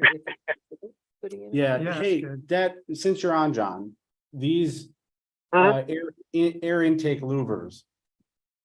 Is there a way, I mean, realizing to consult with engineers and other things, but what is the necessity of how they work? Could a sign be placed off the building, a couple of inches that might still permit airflow? Is it possible that this sign could be mounted at 26 feet and be and operate without impacting the airflow? I mean, theoretically, it sounds like that may be feasible. We've never looked into it. This is the first time the issue's ever come up, and all the time we've had the building. I know those are the air conditioning units. They're kind of like units like when you go to a hotel and you have a little box unit in the corner. That's what those louvers are, and they feed the air to come into the space. They're critical for the operation of the air conditioning for those units, and if you block them, it'll burn up the unit pretty quickly. So we'd have to be careful with that, but what's possible and what's not possible, I have no idea. Fair. Appreciate it, John. Sure. Okay, well, I think we should feel better that he's not gonna clutter the front of this building with a lot of signs, which is good. I think that would be a concern. And maybe one day we'll stop calling it the Concord Building and call it the Holy Cross. Yeah. Building. All right, so it sounds Oh like. yeah, that's one other thing. If I could throw one more thing out there. Sure. So my background is I'm I'm a broker, been a commercial real estate broker, office leasing broker in Montgomery County for 40 years now.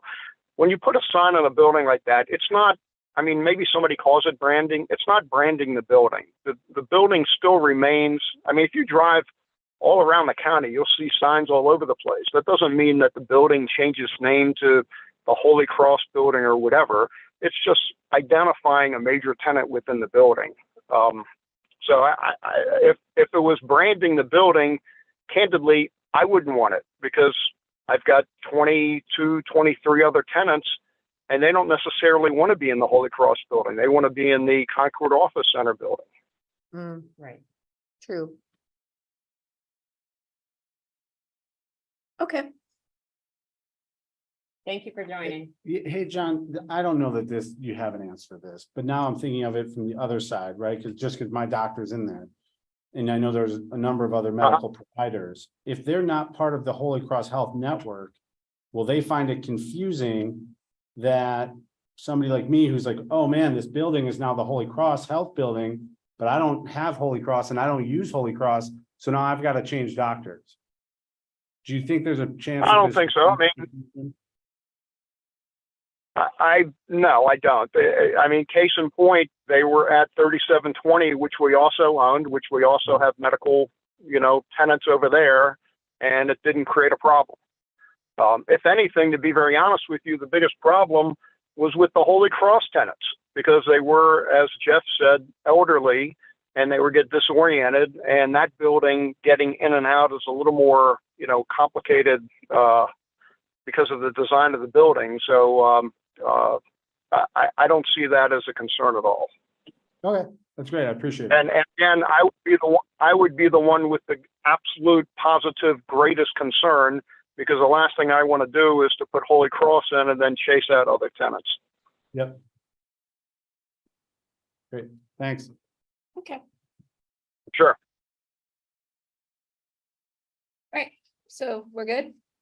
Mhm. Okay. All right. Thank you all, Jeff, John. Hey, Jeff. Thank you. All right, thank you all. Thank you. Bye-bye. Okay. Thank you. Okay, so I owe Matt an apologies. I am supposed to have announced before we got started that we are actually pulling the resolution number 5 from the agenda, which is the Brutus and Associates. We have not actually received the contract yet, so we are not going to be approving it this evening. So hopefully that will be on the agenda for November. Okay. So if you were waiting to comment on number 5, you can go check on television shows. You don't have to wait around for that one. All right. Oh, no. So since we have our town attorney here, and so she doesn't have to stay late in the evening, we are going to go ahead and move to the ordinance number 1. So which Mr. Brault, I believe, is also here to discuss that. So we're going to address that. So Sue Ellen can get down the road back to University Park. And so Matt, do you want to open it up for us? Sure. At the request of Summit Ventures LLC, the town applied for the state legislative bond this past year for $2.4 million to help offset the cost of the public parking structure at the proposed flat signal station project. The board came back in 2 separate bills, HB 200, HB 200, 201 for $400,000 each for a total of $800,000. Because the town does not own the property, we're required to enter into a lease agreement with the developer. So in Ferguson, our attorney has drafted a lease agreement for the use of the 48 public parking spaces. And Mr. Brault, who's representing Summit Ventures LLC, is also here. Okay. Council, you all had a chance to review the agreement prior to the meeting. I think I was the only one to comment on it, I believe.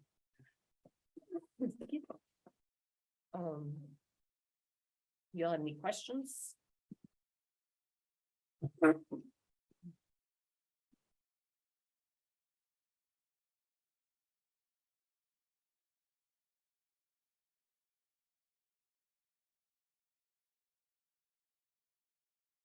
Will we see Exhibit A?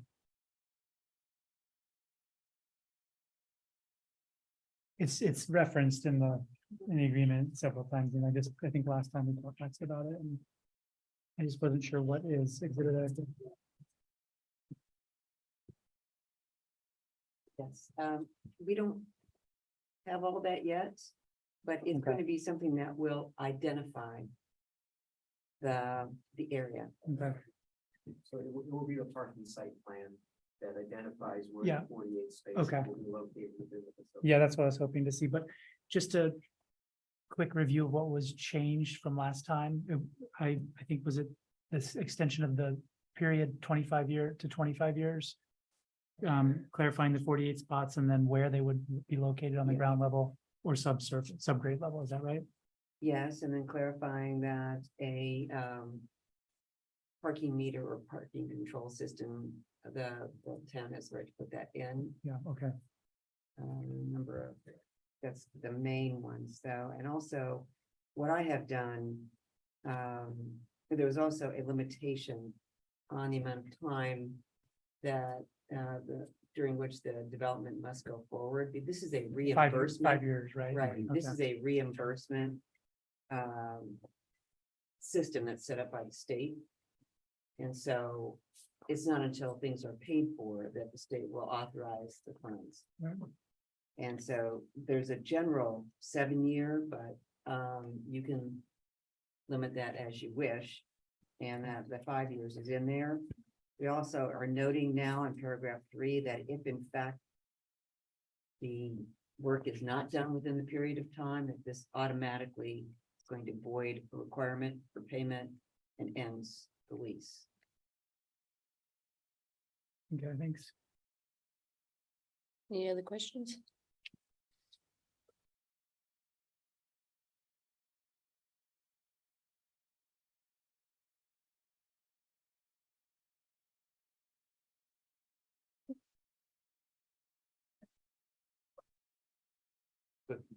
But at this point, we've drafted it, we've shared it with Tom.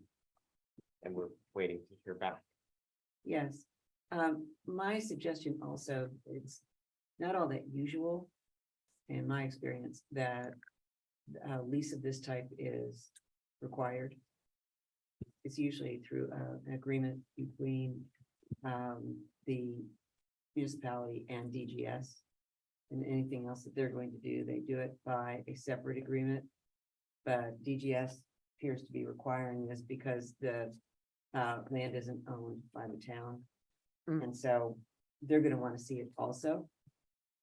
And it would be a good idea to send it to them, but we wanted to get an idea as to what the terms are gonna be before sending it up to DGS for their review too. Okay, And if there are issues tonight that you think can get worked out, and I have good instruction as to how you would like them worked out, you can approve it in substantially the form attached, allowing for some negotiation of things if you wanted to do that, so it doesn't have to come back in front of you, or you can wait until the. should we not get DGS to view a draft first and then adopt it? Is that, Yes. Okay. I would, and in fact, before we came, okay, this evening, said to Matt, it's probably not gonna be ready for, okay, so we're not approval actually gonna vote on a yet. resolution. since we don't have a response from Mr. Walt, and we don't have a DGS review. Okay. So. Okay. So, Well, since he's here. yeah, I was gonna say, Tom, did you want to make any comments? Did you want to do that at a later date? You have to go up to the podium. And just give your name for the record.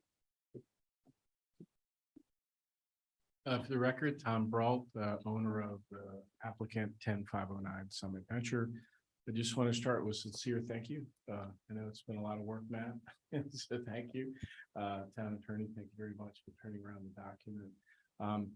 We haven't had a chance to read it, so we just got it this week. I know it's taken a number of months to get it out. It's been a lot of work and we appreciate it. So we'll give you our legal comments. And what I would ask is we didn't receive the first draft either. So the revisions that you guys requested. So I wasn't aware that you would extend the term from 20 years to 25 years. We'll have to take a look at it and give you our comments. And we look forward to partnering with everybody to make it happen. And, I think we'll have to try and wrap it up at the next session. Okay, great, Thank you. thank you. Thanks, everybody. Are there any comments from the audience? Not seeing any hands. Okay, all right, thank you very much. So we will go back Number 3. to number 3, the Halloween street closures. I think we were adding a street, is that correct, from what we normally do? Yeah, so we had a request from a resident on St. Paul Street, due to the number of pedestrians, along Scary area.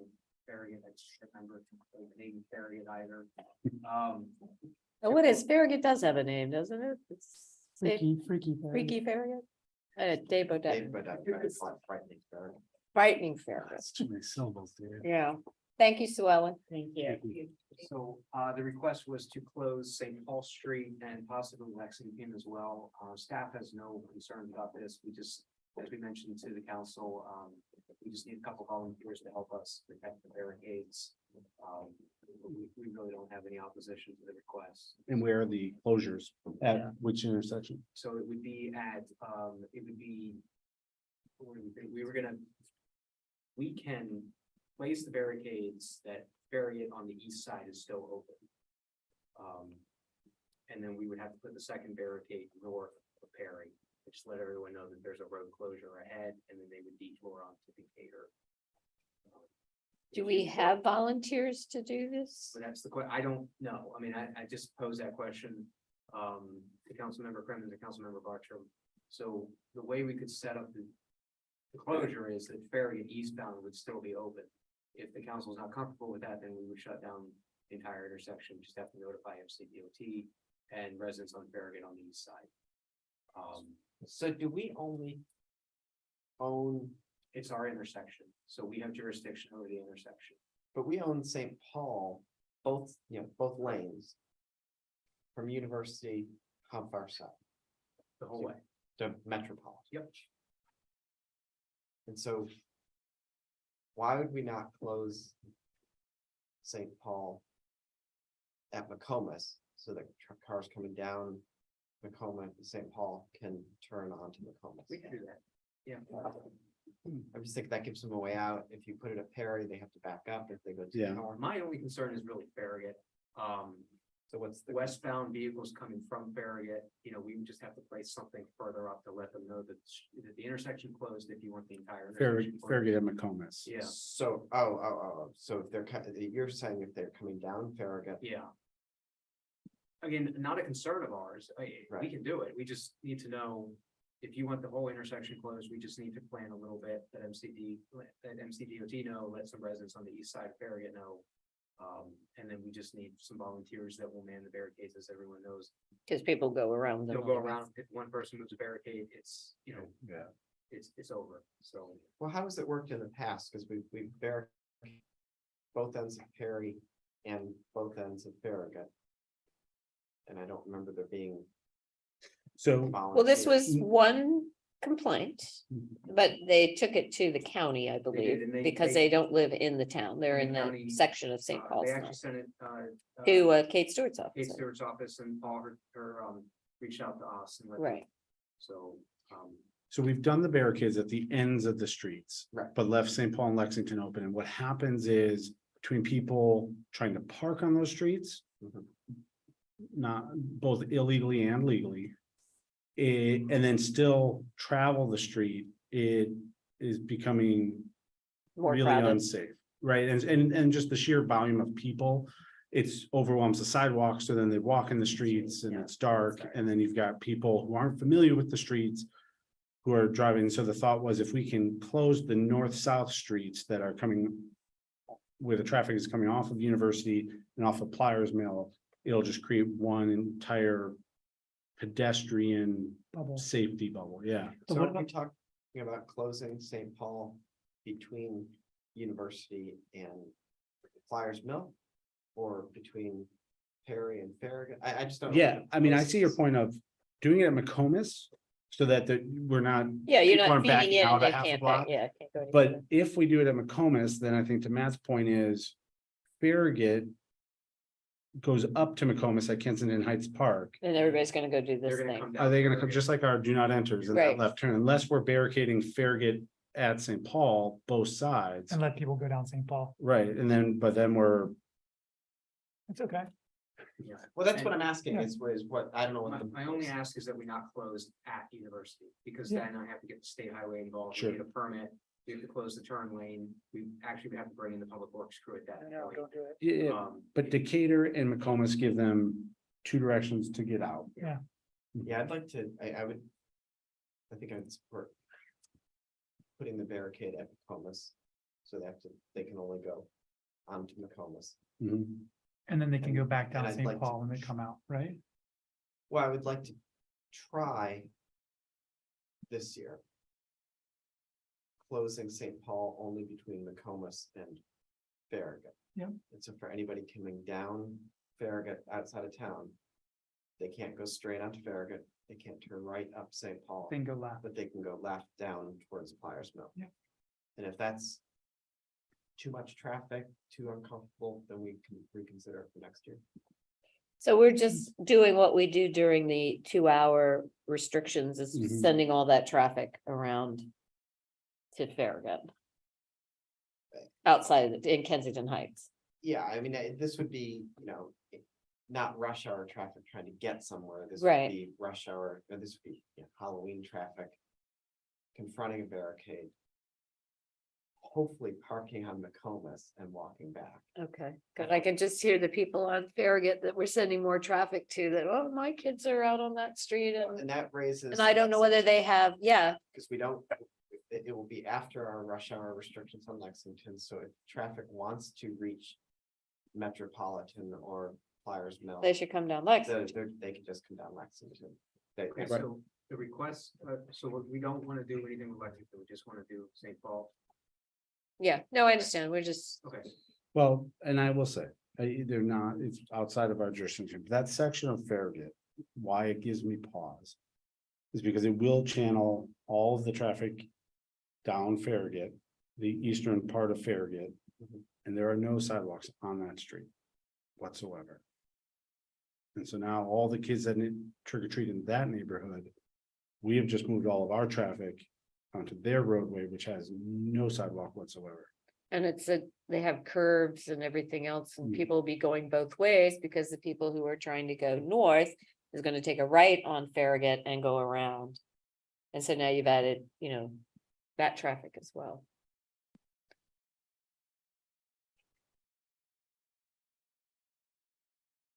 I mean, I do feel like we had, one concern that was sent. Yeah. It is a concern, It is. it's because valid. you've got small children, Mhm. but. I just think sending traffic to another neighborhood is just not fair. Yeah, and this, the resident lives on the east side of St. Paul, which does not have. A sidewalk as well.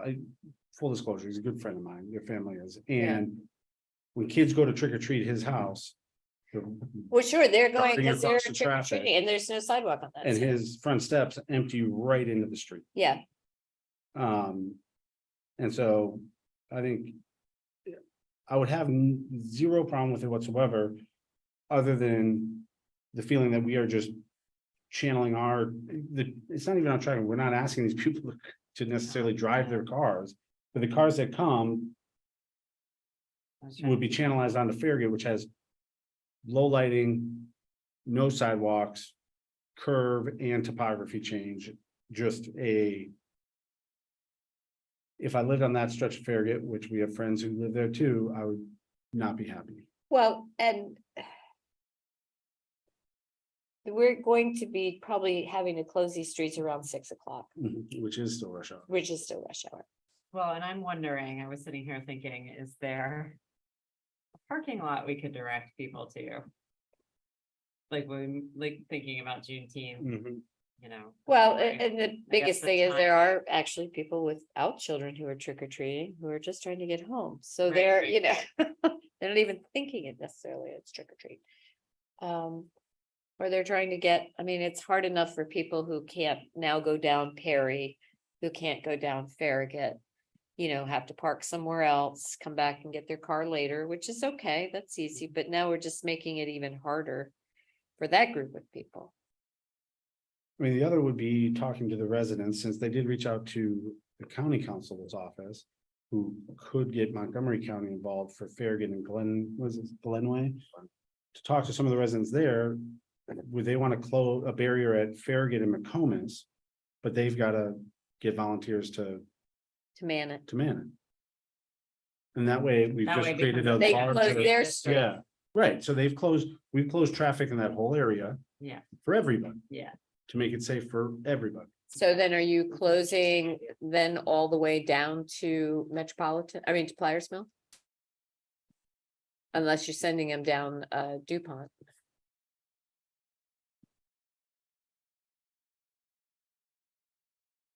Cause that's where you'd have to put the Yeah. barriers in, is at DuPont. Right. And DuPont has sidewalks. DuPont does have sidewalks on one side.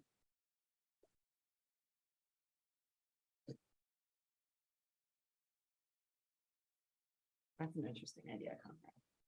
More of like a pedestrian district that's Just like the Just right trick or around. treating district, it's one time, and we just close a off. few those hours a roads. night. Mhm.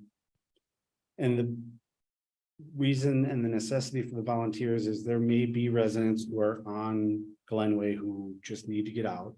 I'm sure they'll drive safely, it's their neighborhood. Somebody's got to be there to open the barricade and close the barricade. So there's still gonna be vehicle traffic on these roads. Mhm. Because we close them at 6 o'clock, people are still coming in from work. Right. And that's why we need the volunteers. Yes, To open and close barricades and provide people direction that aren't residents of those streets. And people, you gotta have volunteers who can handle They have to be angry adults. people. Yeah, Yeah, I was just thinking. They have to be Yeah. adults. I promise not to get angry. And, you know, if we're planning to do that, we should probably bring in a couple police officers. Well, are the numbers still pretty high? I mean, I would assume they are in your neighborhood They got back to. They get back. to before COVID. And then what happens is they get done with it, and they don't want to make Perry just a one street deal, so then. They go down, oh, Farragut, oh my Farragut's God, they're just as hugely busy. popular. Yeah, it's not even our event. Yeah, I know, but they're going around the block and, oh my God, I sat with you one Halloween and I could not believe how many people Judy you. has a hand up. Jody, go ahead. I don't think we close anything. You want to keep Perry too open? You put barriers up and you gotta have volunteers there who, are dealing with those people. And that just gets rough. I mean, I've done it July 4th. It's not fun because people they want to get through, they don't care. And I sit out there every Halloween on Lexington Court, and I don't know. I don't see it being an issue. I just don't. I think what you do need to remind everybody is to check the street lamps and make sure they're all lit. They can report them to make sure that that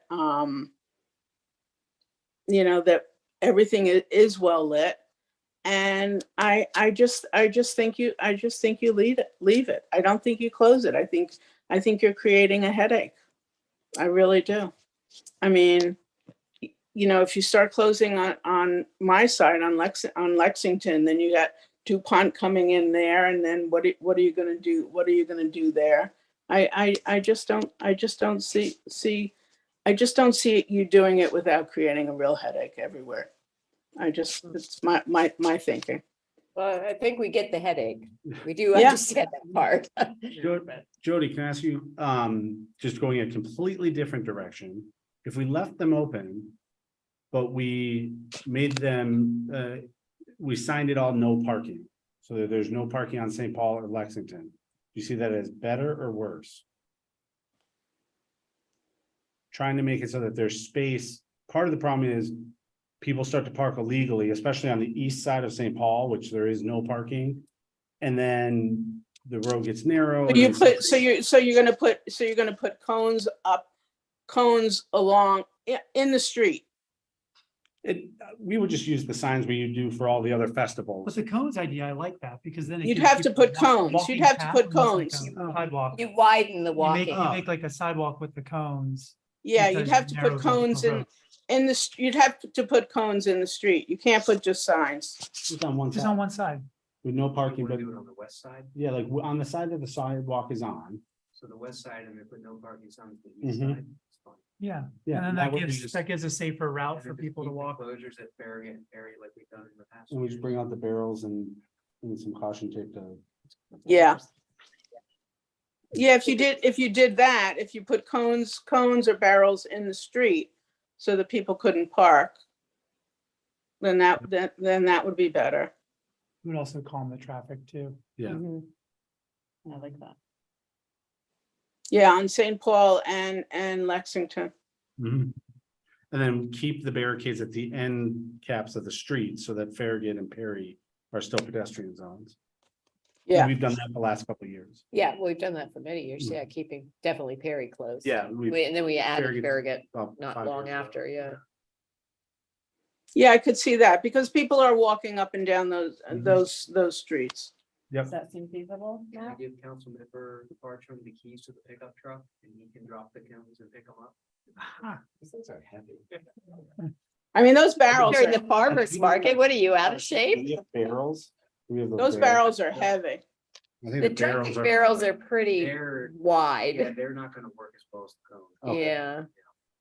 Cause you can take the caution tape and wrap it around much easier with the cones. Oh, okay. Flashbacks to the farmer's. I market. know it is flashback to the farmer's market. Um, Yeah, but everybody was nice and polite there. I know. they were. Yeah. But what's gonna happen is people from outside of the neighborhood, they're gonna drive up those streets, Lexington and St. Paul, and they're gonna see those barrels, then they're gonna, they're not gonna be able to park. So then they're gonna drive down DuPont Yeah, they'll park there. both ways. Yeah. But DuPont. That's what's at gonna least Has a happen. little more width. I mean, Well, and they have sidewalks on both sides. watching the people park on both sides of Farragut by the retaining wall. Oh, Farragut is. Because they horrible. don't realize the bottleneck that occurs and then people can't, it's a nightmare. Yeah. Yeah. I mean, Yeah, I mean, it might be helpful to put, signs at pliers and, saying, no parking ahead or something like that. I don't know. much of those boards that can have a caution sign, those flashing boards.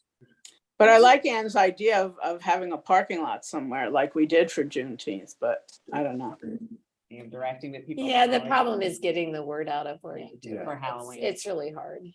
Yeah. Well, and because people are coming from all over Yes. different places. Lots haven't really turned over yet. Yeah. And so. Yeah, the timing's difficult. Mhm. So try the cones, is that what I'm hearing? Yeah, Try the cones with the. So what, I guess. So the only thing we're doing differently, we're still closing off Perry, that block and Farragut. that yes. block. The only thing we're doing differently is putting cones on the West side. west side. Of St. Yeah. Paul. We're gonna take the parking lane on the west where side. the Current residents Mhm, already park, mhm. depend on that parking, and we're gonna put cones that prevent that. Yes. Temporarily, Yeah. when there's a Yeah. parade, race. It's what, a 3 hour type of, Ish. 6 to 9. 6 to 9. okay. 6 to 9, I think is. But I mean, Perry Avenue has to take cars away. I don't know. I don't think No, Farragut I'm not does, but disagreeing with it necessarily, I'm just trying to imagine what this looks like, so that you have a little bit wider. Sidewalk, plus people can walk Yes, between the sidewalk and the cones. You still have room on St. Paul for two-way traffic mhm. with the cones. Yeah, because Plus no parking on the east side. yeah, well, it is. there isn't parking. supposed to. We Yeah, just but, need to really it's mark supposed it. to- So, yeah. yeah. But yeah, the barrel, the cones would be taking over the parking lane, the parking side. So That gives us more pedestrian movement. But the operation of the road should be the same as if cars were parked on it. But it doesn't really address Carl's concern, but maybe we can't. I'm happy to talk to Carl. Well, and if we can't, not No. because we don't want to, we can't because I- we don't control Farragut. Right, and I, Working and on it. And I, you should, certainly should understand sending all the traffic. that I way, think. Hey, is it a perfect plan? We start, we try it. Yeah. And then we can reevaluate for goes next year, next and, year. and if we find that it isn't, it didn't work as well as maybe we hoped. We can immediately reach out to the folks in Kensington Heights, on Farragut and on Glenway and talk to them about, hey, next Using year, their street. why don't we just. Create close it at McComas and Farragut and create an even. This way, our desire to close our streets is not impacting you. Well, and they would have time to run it through their civic Civic association. association, so everybody understands in their own neighborhood. Yep. What's going on, so that helps. So all they need to do is the people on Farragut just need to request from the county a block party next year on the outside of town. Yeah, Mhm. I guess, So that's all we're doing on Farragut is we're having a block party. right, Yeah. So if they have a block party on Yep. that, that would prevent the workaround. okay, All right, we'll try that. thank you, Jody. Thanks, Jody. Well, we'll see. Yeah, we'll see. Exactly. But I would put something out about streetlights too. Okay, yeah, I mean, we can put that actually in the journal about how Yeah. to report streetlights that aren't working. I'll just walk my dog that way. I know, just to make sure, I mean, it's so easy. Yeah. Oh, yes and no. It's No, easy it to is. It report really them. is. It I've really done it. is, it's easy to report them, but then I get Pepco and they come back, they're like. Yeah, and it looked like it was working to me. It's a. Yeah. So. All right, Okay, all right, so let's move on to council reports. Karen, I don't have anything additional, okay, other than I'll probably want to hear from Matt. We have a quarterly SHA meeting. okay. But we yeah, don't- I'd like to. Since hear- since I asked yesterday, has anything happened? Since yesterday. So, Joe Mokes, who's the assistant. Who's leaving? Yes. We're district gonna miss engineer you, Joe. For our district from Montgomery County, has been promoted within SHA, so. What to what? He's going to another district, which is even worse. No, he's like over multiple districts, if I understood. He's like his boss at the Yeah. equivalent of where he So- was before. He has the request, Ingrid, who's his administrative assistant, and Derek Dunn, obviously, we all know as the district engineer, they have our quarterly request for a meeting, along with a number of other items that I asked for them to address before we meet. And I'm trying to figure out who's gonna replace Joe so we can schedule that meeting. Good. I will say, we did get a response with regards to the SFS sign for the, by the dog run on Metropolitan Avenue. Their comments were inconclusive. They didn't tell us yes, they didn't tell us no, so we're moving forward. Mhm. Oh, for the speed sign. Yeah. Speed so sign, yeah, not the Like, flashing. flashing beacon, Yeah, okay. one day, one Right, day. right, right. They provided some comments. Joe Kuchar, our traffic engineer, and I read them. We have no idea what they're asking for, so we're just gonna buy the sign and put it in. I don't know what else to do. It works, we've done this. We've done a lot of things. We've been fair warning. We've tried to play nice. It was in a public meeting when we announced I it. emailed them back and said, do we need an MOU? And the response was, we don't know. I'm So just do I'm it. just buying the sign. So we're gonna install it and go from there. And we're trying to get a response back from the rapid flashing people. We won't. And Oh, mention the bus stop. there's a bus stop at the base of Metropolitan Avenue across from Kensington Parkway in Ferndale. Mhm. The town extended the sidewalk over the summer without the permission of SHA. And we reached out to MCDOT to request a bus shelter, and MCDOT responded and said that they were going to remove that bus stop because of the hazards and thanked us for the installation of the sidewalk, and we are now on the list for a bus shelter.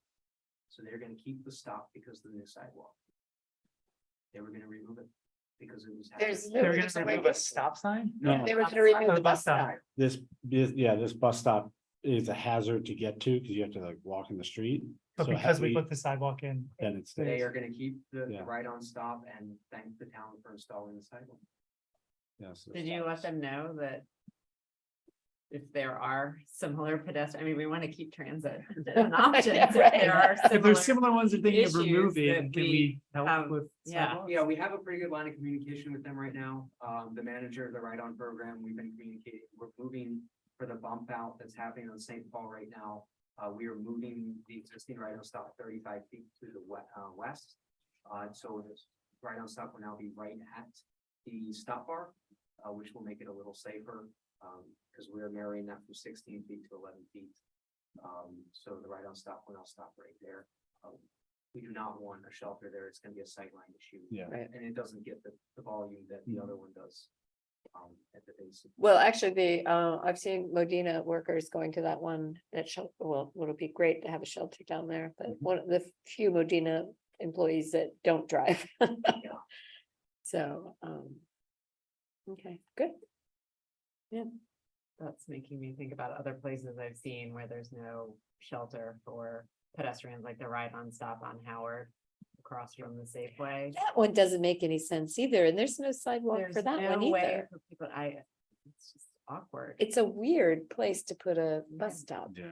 Even to have a. and they're standing in the grass. Yeah, like- Councilmember Stewart did mention tonight in her notes that they were reevaluating bus stops, so maybe that's something that they'll kind of. Oh, I guess This is that was MCPS. That was- Yeah.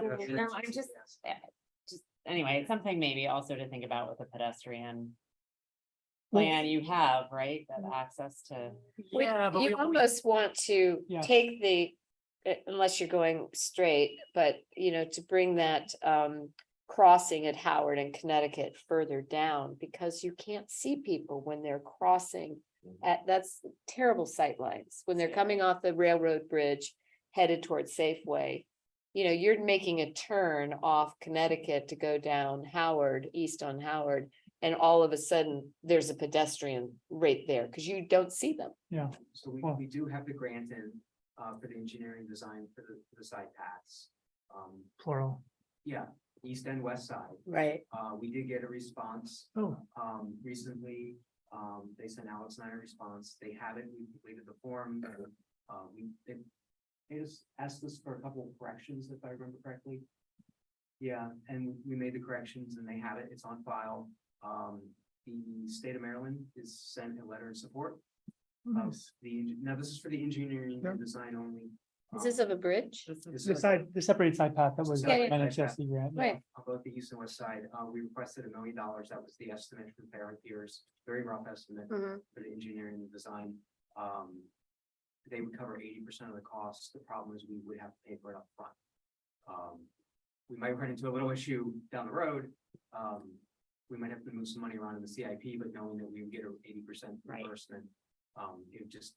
That would make such a big difference. I mean, I don't think a lot of people walk because they don't like They're crossing. not comfortable. They're not comfortable. They're not comfortable. Yeah.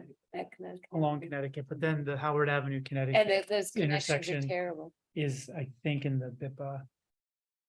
was a recommendation. It's recommended to make Yeah. that a And we crossing, just- Yeah. a lighted crossing. Right. And they had the east side and we decided to just throw in the west side because it's silly to only have it on one side. Yeah. Yeah. So we'll see what happens. Yeah, and the short-term treatment is to mark a pedestrian or a buffer with narrowing the lanes until that gets built, just to Mhm. kind of pull the traffic off of the sidewalk there when you're crossing the bridge along Connecticut. Yeah, well, if you did separate bridges for pedestrians on either side. You could eliminate Well, all of the crosswalk, all of the sidewalk on the bridge. Right, and then maybe, and you can get rid of the median, and maybe you could get a right turn off Howard Avenue Or that had its trees. own lane. Well, I understand, but you've never been at Howard Avenue when you're all the way down Armory. That's becoming a really big Oh, it problem. is. It's awful there. Well, and I was just thinking, I mean, sorry to like bring I up know. this, it is important to discuss, but I was just thinking about that stop and a bench there and how we communicate with ride-on. Yes. Or a path clearly marked for the people who are using that stop. It just feels, It's just weird. Yeah. You have a bus stop sign and there's, I mean, yeah, you're literally standing in grass. I get it, but it's also, that's the whole point of ride-ons, more stops where they don't have to stop at each one, but it's less, it's more casual than. Yeah, then a metro, buses, where you I get the guess. shelters and the yeah, announcement boards. but This is you can just still wait a hours waiting for neighborhood one. trip. Yeah. Okay, well, we're not gonna. stop Where that. were you, Matt? I think it was Darren's Or report. Darren's? Matt stole the show. Yeah. No answer on the quarterly report, or meeting. We'll try to get some of the items addressed. I don't know how soon. Just remind them our last one was in April. They're aware. Okay, And that their RFB promise runs out December 31st. yes. it Yes, I don't want to waste too much more time. I was told before, the last time I did speak with Joe Rose, I asked him about installing it ourselves and getting reimbursed from the state. His response to me was, we are so close. Don't waste your time. Yeah, and that was maybe Probably about. sitting in his old office. Yeah, that was about a month ago. Yeah. okay. We'll see. We shall see. All right, Ann. I have an update from the Greenscape Committee. We reconvened this morning and just wanted to share a few things. Again, big thank you and appreciation to the Weed Warriors group. If you're tracking their work in between Frederick and Kent on Kensington Parkway along Silver Creek, they've done a ton to clear invasive vines, and now reported this morning that native shrubs are actually, they have found native shrub seedlings coming up and they're working to protect those. So that work will continue. They're gonna look into whether we need to hit the Cabin Park area again, where we started last fall. We also discussed quite a bit the work that we've been doing to educate residents about tree care and adding trees. So a few reminders that I said I would share here. Residents should not be putting mulch volcanoes along their street trees in particular, or any trees. It's not healthy for a tree to have the mulch up against it. Also a reminder that if you have a street tree in front of your house, so these are the trees in the public right of way near the street that the town installs and maintains, and that tree looks sick or needs pruning or needs maintenance, that you should put in a service request with the town, including the address so that we can get right on it. And pictures are also options. Yes, pictures are helpful. Mhm. And then also wanted to just thank Matt and Alex for proactively engaging the University of Maryland, because it sounds like we are going to be able to partner with students and a team there on a tree inventory, which we had started to do with our volunteer labor, but would start in the town parks and would come with access to a database so that we can maintain our inventory over time and gradually build out from there. So we're really hopeful that that partnership comes through, and look forward to working with all of you on that. Anything you would add to that? No, just for the rest of the council, we have reached out to the University of Maryland multiple times since I've been here, requesting some kind of tree inventory through their departments, and they have a program with their students called TALS. We went to last spring, they did a presentation with a number of their graduate students. It was very impressive. We told them kind of what we were looking for, some help. They reached back out to us. Alex and I actually have a meeting with them tomorrow. It will be $10,000 to do this program, but they're going to help us with the tree, at least get us started with the tree inventory program, and help out Allison and Catherine on the program, and kind of build it from there. I ask this every several years. Would this be like a GIS based inventory? And would it be compatible if we decide to inventory fire hydrants and bus stops? That was actually one of our questions, then all kinds of speed signs, speed bumps, anything like that. So we talked with the coordinator of the PALS, and they said this is definitely something they could build on. It could be a layer of MC Atlas, so there's some potential there. Would be nice to stop that asking. You're on target with that. More than once a year. I think it's more than once a year. And then the only other thing I wanted to share is that the Racial Justice Committee will have its October meeting next week, October 18th, 7:30 p.m. via Zoom. Alice, we should put that on the calendar and let people know that it will be via Zoom if they want to request an invite. And that's all I have. Okay, great. Nate? Do you want me to do sustainable Kensington? Okay, so Yeah. we are for sustainable Kensington, we're still awaiting official announcement of whether or not we've received the bronze certification, and we should get that officially one way or the other at MML next week, the Maryland Municipal League Conference next week. Well, let's just leave it there. We're feeling pretty good about our chances. Our next meeting is actually going to be a potluck at one of our members' houses, Carolyn Morrissey. She's hosting it, my next door neighbor. On November 6th. And then we do have a question that we would like guidance on. We have working groups that are starting to get established to implement the subsequent phases of our master plan to go to doing things that we were soliciting feedback from in the survey that we administered, interests that we've discussed as a committee.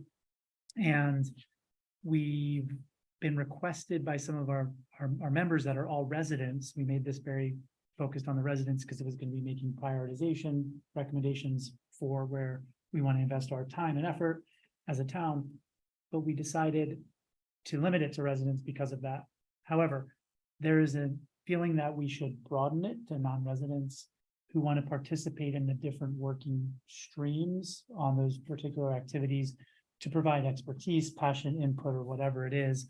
But the proposal would be that they can, of course, participate and give, help to shape whatever that activity is that we're working towards.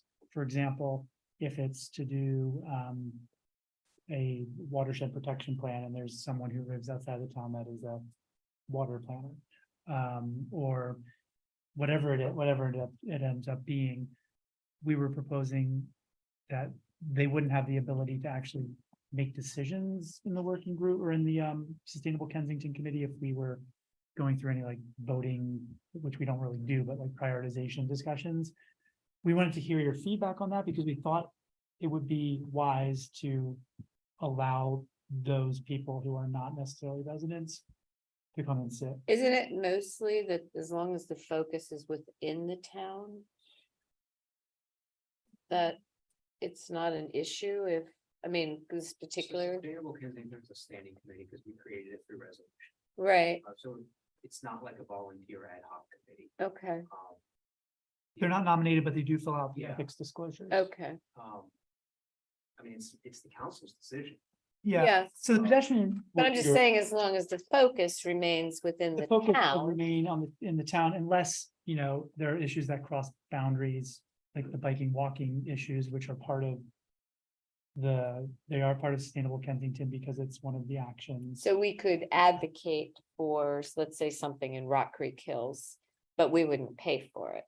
I think it'd be the other way around where there would be connectivity or boundary issues where like watershed, stormwater. Or, yeah, Okay, and I can think of another example. Yeah. So, Amy with Tumbleweed, hmm who is a business representative who's interested in working on the waste reduction work, and that Okay. could probably end up, engaging business owners on West West Howard. Howard, for Yeah. example. okay, Or, what stimulated this conversation is we had a neighbor who's literally like 2 houses outside of the TOK boundary, who is interested in the work of Sustainable Kensington, has some professional, experience in this area, and just wanted to know if it was open for volunteering with the work that's already been established and approved by the council. Yeah. mhm.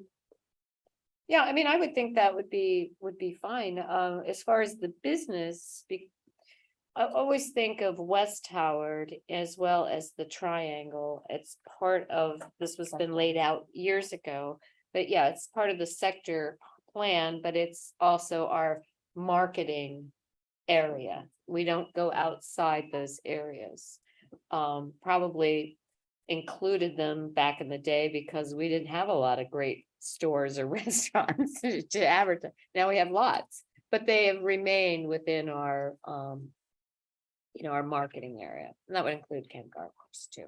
So no, I mean, I wouldn't. have a problem Yeah, I think with if we that. call them volunteers, they're just volunteering to support Yeah, an action or an activity that the committee is championing. Yeah.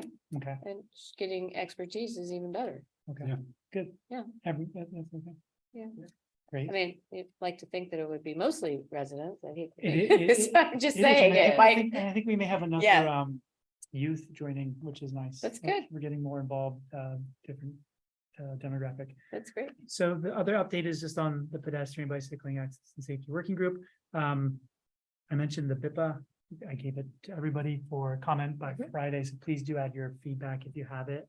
I'm gonna submit it for that, back to SHA and the consultant on Friday. Walktober, again, it's the 28th of. Yes, we advertised it on the October, back yeah. side of Kensington Neighbors magazine. I saw it. It looked really good. We have, we did the route, Allison and Ellen and I walked the route on Saturday and it was under an hour. We walked it pretty quickly, but I think it's a really good route and we saw the Lions Dash off on the pork chop and St. Paul. I saw the St. Paul done today when I went by. Mhm. It was getting finished, so that Well, looks the really north good. side. There's not much gonna There- happen on the south No, side. there is. Is there? They're gonna be there through next week. Just, Oh, okay. I don't want to take this. They're gonna have the base concrete done when you do the walk. But the new flashing stop sign, the infill crosswalks, that's not gonna be complete yet. Yeah. But the actual bump out and the curve radius. and Yeah, everything so will change. yeah, and the same on the pork chop, right? Yep. Okay, so that's good, and Alan was gonna reach out to you just for like making sure the talking points are right when he's doing the tour. So we have 12 businesses that have been rallied to great. participate from Kensington Great. Can to offer the vouchers to people who participate in October. And I think it's a good mix of businesses from all different types of shops, so it's really nice. And we have the shirts ordered. Do we get them yet? How do they look? Oh, okay. Great, and thanks, Alex, for that. And just I wanted to say a shout out to Matt and the town crew for installing the Perky pave on our street in Baltimore. I've gotten a lot of feedback actually from neighbors that really like it. And the railing's coming. Okay, We're getting a railing for the steps and, we couldn't grow any grass there, so we planted some periwinkle in yeah, there looks good. and, yeah. Yeah, and it's just, I think it will be a nice solution that looks good and it functions well with drainage and with the root systems there. And you can thank me for bringing that to his attention. He Yeah. was not aware that how horrible those bricks The are. known communities. have The it. gnome. Yeah. But that's it for me. It's Thanks. been on my nag list. When was that? Perky pave, it's like film, it's like No, recycled. where is Where, it? where? It's at Dietrich in Baltimore. We're Dietrich Okay. and And you go straight ahead, right in front of the Spielmans and pretty much mostly in front of the Oh, Spielmans. those old, yeah, but it's just the redone sidewalk with a different material that's permeable. It's- Right. oh, like. We have Well, some on it's- Armory. yeah. Yeah, we have it Yeah. on Armory, But but it looks works good. better with the Roots. tree roots. It filters the water naturally, so the tree roots don't rise. Yeah. So it'll allow the water to go through and it's not burning up the concrete. So. And whatever the guys planted is really taking there. I Yeah. mean, I they have did to a avoid great. walking on it every day. I come home from the bus with the kids because it's just like, it's our route. Yeah, but I mean, it's really growing there because before you were just walking on roots and it was a lot of wash It off was. of the dirt. So it looks really good. Yeah. But getting the railing will be great. So they're gonna put a railing there and the railing on the steps at St. Paul Park leading up to Flyers Mill. Yes, that's So right. they've ordered both railings, we're just waiting for delivery. and Yeah. installation. Oh, great. Mhm. Good. Anything else? Okay. Great. Light, I mean, one was a thank you for the work that began at St. Paul and Flyers Mill, even ahead of schedule. So that was- Sorry about that. it's all right, we'll take care of that. Yeah, I heard from the Can't- resident about can't that. control construction. They said, we're ready. You just bring them in. I was like, I thought it was happening the 16th. That's great. They're ahead of the game. There were some jokes made about if people's cars had gotten boxed in, they didn't. Yeah, what they would do, it's happened before, they just didn't fill gravel, get them out, so. But it's great and it is almost done. And so it'll be wonderful for, especially getting to the bus stop on the north side. And then other than that, I mean, it doesn't look like it, but progress is being made at the crossroads of Kensington. So their permits are coming in and they're starting to scrape the surface and grade it, and because they're not going subgrade. I think now it's just a matter of getting their contractors all lined up because they didn't know when these permits were dropped. So we should start to see progress, which hopefully isn't include closing the right bound lane again anytime soon, but that project should be more visible here shortly. Okay, great. Well, I did hear from, I reached out to Carl Bogemeyer about Warner Mansion. He is working on the permits. I think he said they've got the permit for stormwater management. Let me see what he says. We hired professional civil and mechanical, electrical and structural engineers, and they are contributing to getting the work done. We believe optimistically that we will be filing in December for the building permit. And then they can move forward with the final settlement with Parks. The first thing they'll do is they will strip and the plaster and the lead paint from inside. And then they will work on the basement to correct the headroom down there, excavate the basement. And then they hope to have full permits come early February. Right. So that's really good news. He did say he's happy to set up a meeting regarding, with the neighbors. I know we had talked about that. So he can update everyone, all the major players, he said. So just let him know when it'd be a good time. Well, and So- on that note, I saw that Mike Riley is retiring Oh, okay. effective the end of the year. Actually, I'm not surprised. Yeah. 38 years. Wow. Mhm. Okay, cool. He's the director of parks. Well, I have not had a chance to reach back out to Carl, but I will let him know. I CC'd Jason Gerson and Catherine on that. So it's good to know, and he's looking forward to Pumpkin Rock and Roll being on 28th. The 28th is an extremely busy day. There was a lot going on the 28th. I mean, whoa. So I just have a couple little things. We have, I hope everybody takes the opportunity to meet Lisa Carney, our new part-time archivist. She's already diving in. The archives has moved over, the town archives has moved over to the conference room downstairs. And work is being done on the room. So the old archives. So that should be done. Does it look like you need me to get in touch with the floor guy? I spoke with Scott McIntyre. He wasn't entirely comfortable with the epoxy floor. Okay, So if you could I'll just- give you, yeah, it's David Krantz. I'll give you his number. Really, he was very responsive to me. When he did the flooring over at the church, and he was a recommendation from Baby Cat. Okay. So, yeah. Anyway, but he'll do a nice job. But so that actually we could. I think within a couple of months, she could be moving back into that room. So, or start to, because we have to order what she needs as far as the shelving and that sort of thing in the boxes. So like to think by spring, maybe we'll have gotten it all over. So it's good. But she's super nice. She's very smart. And she's just very excited too. It's like her perfect job right now for where she is in her family life. So it's great. Just a reminder, the deadline is the 16th.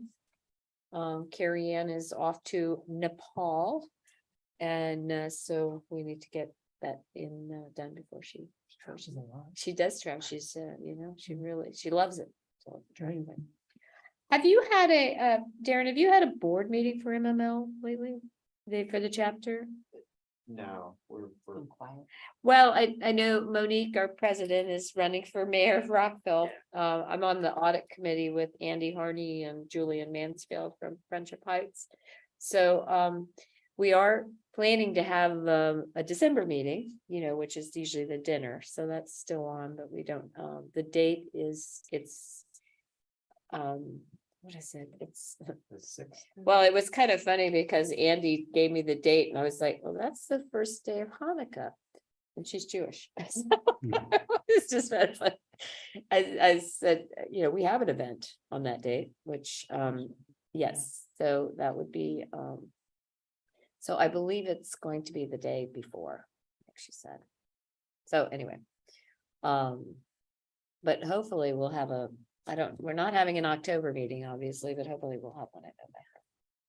So, the election in Rockville is over that it's actually election day. Yeah, so hopefully Monique will find some more time. Anyway, I haven't really missed it. I've sort of missed the MMO chapter meetings, but not having another meeting has been kind of nice. So anyway, okay. I think that's it. Matt or I'm ready for. Alex or Susan, anything? I'm ready for resolution. Okay, well, a lot of people have dropped off, so I'm assuming that they were really interested in number 5. So, so I guess we can go ahead and do, go ahead and start with 1. Sure, resolution, council before you, is resolution number R-16-2023. Resolution of the mayor and council of the town of Kensington authorizing the MOU for non-exclusive use of Reinhardt Park for the Brookwood School for Girls. We have similar agreements with 2 other schools for St. Paul Park. We reached out to RJ Hawley, who's the executive director with Brookwood School. He has reviewed the draft. He had very minor edits. I did not have the formal corporate name of the school, and I think that was the only edit he had. But this would be in return for use during certain times of the park. It's not exclusive, so it's still an open park.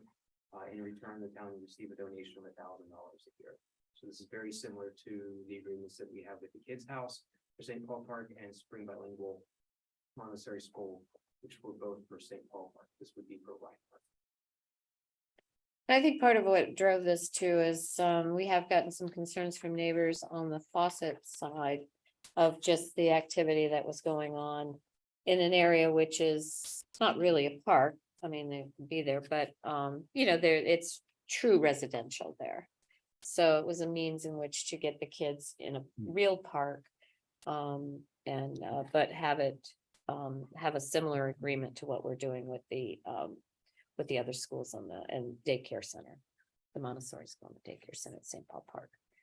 So I had a question about the removing all debris and trash, because that was one of the first thoughts I had in thinking about this, and knowing that the park is used as a lunch location and people buying things from Safeway and eating lunch. And then is this more, how much of an extra burden is it on town staff? So am I reading this correctly? That somehow they are supposed to, or they are obligated to take all of their debris and trash off site with them after? Yeah, so a lot of meat lunch there. Yeah. It's not too much of an issue right now. I would say it's more of an issue on the faucet side, at least I've noticed. But another thing is that they have is it kindergarten? They have a They have a kindergarten. kindergarten program now, which they did not have previously. So there's a lot of younger kids than we were having previously. They're looking for a place to have some kind of recreation. I've not heard feedback from the staff with regards to the trash over at the. There's a very large tote over there, I tote saw trash it, can, yeah. which has been there for a long Yeah, time. we have a Frankly, Yeah. Yeah, Yeah, the frankly, pizza square boxes don't fit in our round, Right. trash cans or Victor's family trash cans.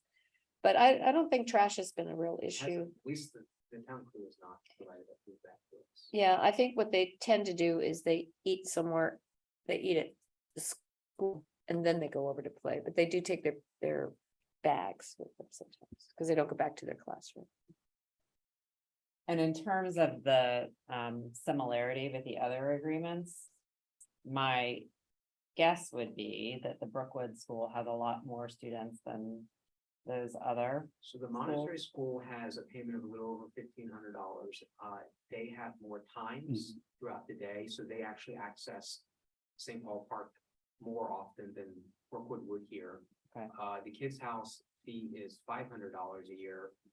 They have less than Spring Bilingual, but I would say, if I'd have to go back and look at the contract, I'm pretty sure that they are at St. Paul Park more than Brookwood is asking for at this time. But they are limited to 20 kids. That's the kids' house is limited to 20 kids. There was a number here, I can't remember if it was 30. This is 25. Was it 25? Top of Okay. the second page. Yeah. So, and this agreement does not include outside the park, it just includes the actual playground. the So playground if they're equipment. sitting at the picnic tables, that's Oh, a it doesn't- different, Does Yeah, not and include that. that's something RJ and I talked about, and this is specifically for the playground equipment. Not surrounding area. It doesn't include the common area on the other side of the driveway entrance into the Bakers Union, because they go over there and they'll play tag or games or. it's where they soccer. do their gym, basically. So it does not include that. But why wouldn't it include the picnic tables? That's equipment that we furnish. Isn't it? So they're just right in the park. That is included, you're saying. No, we didn't include picnic tables. No, it's just the playground facility. This is more for like a wear and tear thing for us, Yeah, on the actual equipment. But it did not include picnic tables. They take the classes over there during the day, outside the playground area. And the whole, I don't know if the whole class or they have. Well, they sit on the grass, they I mean, sit they on go up to the, Town Hall. yeah. So one of my questions was just gonna be about how this compares to other similar agreements, because it seems like very specific around like restrictions around special use for 30 minutes once a month. I envisioned that, like I saw them taking their photos the other Yes. day, but that's not what we're talking about, because we're just talking about the playground Pretty much, equipment. yeah. So what, So this agreement is what Sue Ellen wrote for Spring Bilingual Military School, so we use the same exact language and template. okay, so, but it's not, but my question was just gonna be around, like, why so specifically restrictive, and then how do we enforce that? So it's a resolution, RJ is aware of it, so what we can do is just let them know, hey, you're going past the hours. Because we've noticed you're out there Yeah. at different times and for longer than like. Well, and it's different with the town hall. You can look out the window and Yeah, I and mean, hear them. I can hear them. Yeah. All day, and that's not, it's not a bad thing, but I know when they're outside. Yeah, okay. I mean, I think the gist of it was to let the rest of the residents know when that park might be subject to intensive use by, kids. Right. Don't go out during morning recess. this isn't. Yeah. This isn't too much different than what the town was trying to do many years ago, and we just never got to that point. Okay. But we had agreements in place already with Spring Bilingual and the kids' house. It's the same language, the same template. We're not having issues. That's not, Public Works isn't giving us issues with, trash or anything. It's basically we created an agreement. There's a monetary donation for the wear and tear. That park is classified as what we call a top lot. It's really meant for kids 7 and 8 and under, maybe even younger than that. But there's adults over there swimming, so. Thanks. and do you feel like this dollar amount, I'm just thinking about what you said about Spring Bilingual at 1,500. Yeah. Thousand, I'm just trying to get a sense of the intensiveness of the use and the wear and tear. So I proposed that number to them and they were okay with it. Spring Bilingual does it. It's right here. Yeah, Councilmember Crimmins can he knows how much they're in the park. Yeah, they're like 3 times a day. Yeah. And in their agreement, theirs was 3 different time slots, a 45-minute time slot from 11 to 11:45, for no more than 40 kids.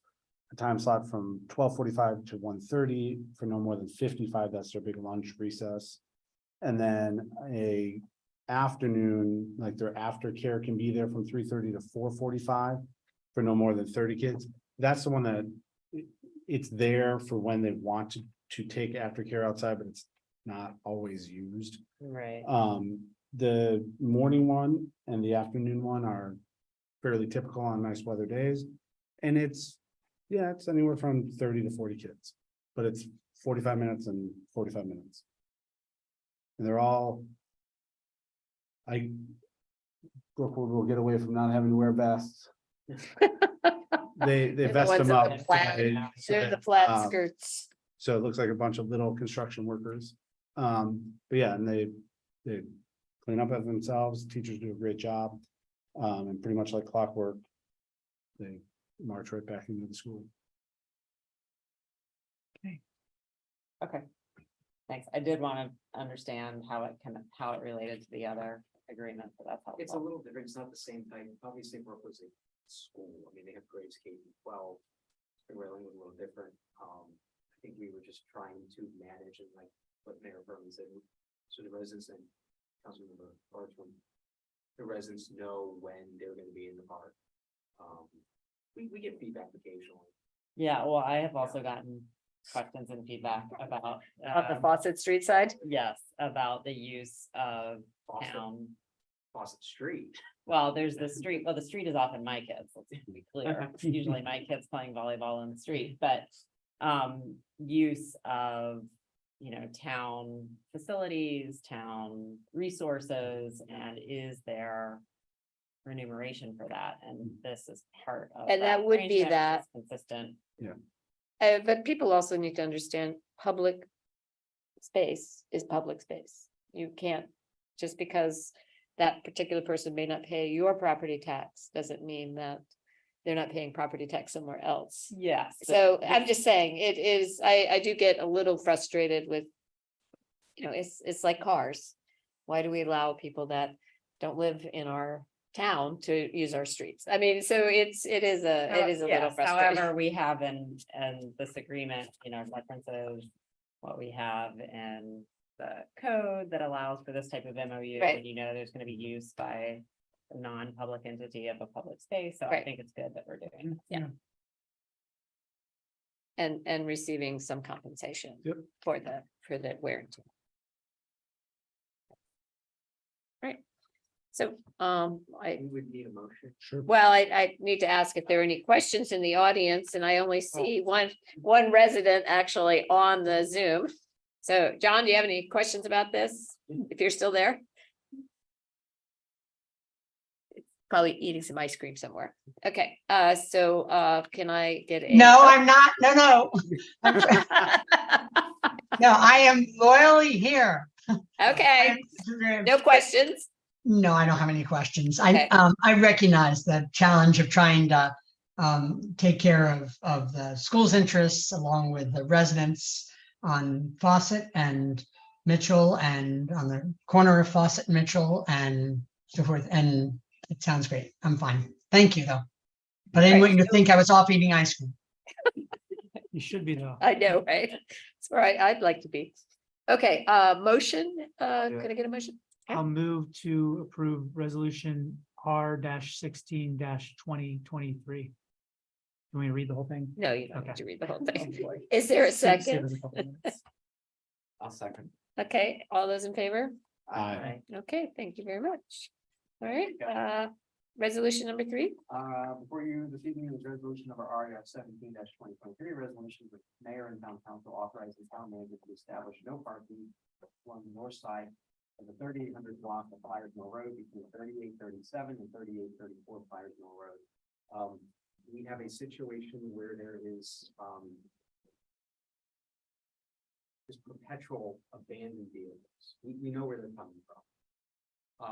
This is further down, close past Wheatley. Is that correct? No, there's a, you're talking This is west. right west. Oh, I'm sorry, you're right, by Voight. Yeah. Mm. so Okay, it's yes, between I know where that Voight is. and Yes, Abernathy. yes, thank you. We were not sure where the right of way was. Our zoning map was showing something very different than what Voight was showing us. So we asked Voight to go and get a survey. They got a survey. There's actually more right of way there than we thought. And in order to where the town could tow the vehicle from the right of way, we are requesting to place no parking signs. So the issue is that there is a car repair place very close to this. And they are leaving vehicles out in what we thought originally was private property and is now the right of way. And so we have to call in MCP and it takes time. And as soon as that car gets towed, new one comes in. Right. And it's been perpetual for years. So this will allow us to post the signs. It will allow us to tow the vehicles, ticket them ourselves. And I don't know how soon, but we're going to try to make some aesthetic improvements that would prevent vehicles from parking there. It wasn't orange. Can we put a sticker. sidewalk? Okay, yes, but not now. Hmm. It's gonna require an entire streetscape. The problem with putting a sidewalk on that side is I have nowhere, It- I can't put it. The sidewalk to nowhere right now. The problem is the administrative parking spaces for the firehouse would overrun the sidewalk. There's a number of other issues there. It's gonna require a streetscape and a lot more money than we have for this Okay, project. figured I'd ask. Um, but I know that this has been raised before. what we will Yeah. do is, we'll have, Mr. Seymour, who owns Voight, move the fence back to the property line. I'm trying to find out what I can install there that won't be classified as a projectile. Tree, I don't know if a tree is gonna grow. tree box. We're Well, gonna figure, we're maybe, gonna figure something out. Planters, like planter boxes. Maybe, yeah. maybe. We'll see what we can, we have 4 planter boxes left from the median. Technically, they're projectiles What about what we did at the end of Kaiser Place, to do that. the box? Yeah. We did that at DuPont too. We would just have to do a curb around it with, some nose downs and some signage. Yeah, But we'll figure something out. I just, right now, what we need to do. but is- that would be fairly inexpensive. Yeah, because Annie really, it's really hard for her to tow a vehicle, Right. so. We need the signage installed. and- Okay. Well, I'm hoping the Kate Stewart, their office did get the brush on Summit Avenue. On the east side, you can actually now walk the sidewalk, which is great. Because the brush has been cleaned up and hopefully they're gonna get some of those cars towed as well. Well, and that Because side of the street is. This is signed on right the there, west side of Summit, right here. across from Near Red the Ginger. carpet place. You can see these are all signed. Yeah. Oh, they're signed too. But these cars, not. many of these don't have tags and have been sitting. 90% of them are Who's- junk who's- cars. That's Right. sadly, it's the county. That's Summit, yeah. So this is our. We don't side. own that What- side. Which is, which, It's these. These guys, also, okay. yeah. Gotcha. And these ones down here, Yeah. and like all of these along here, just. But the brush had grown up so much that the sidewalks were being infringed on and you Yeah. couldn't even know that, you didn't even know sidewalks were back there. I just want to make sure we're authorizing the right part of Flyers Mill. It's 17E. It would be in front of lot 17E on the survey. So that's a vacant lot. So. No, Voight no, no, but owns- you give 2 addresses. You say 3,800 from Yeah. 3837 and 3844. Between, yeah, I said certain, so it's directly in front of lot 17E on the survey, so that property, that 17E on the survey is owned by Voight, even though Voight's actual property where their building is south or west of there by 2 properties. They Right. own 17E. The middle property is the one that's abandoning the vehicles onto the property of 17E. Precise auto sales. Yep, so My only concern is that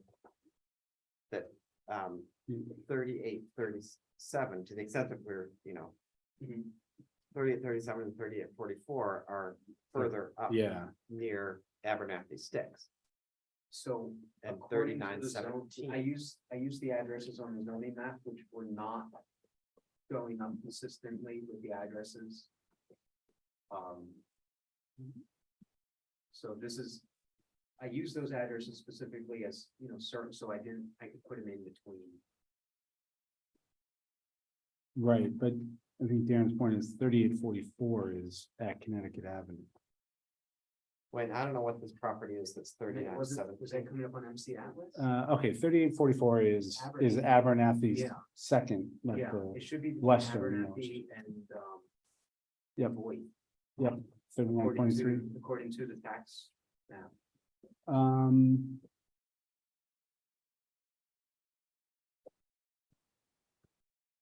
$38.44 and Voight is $39.23.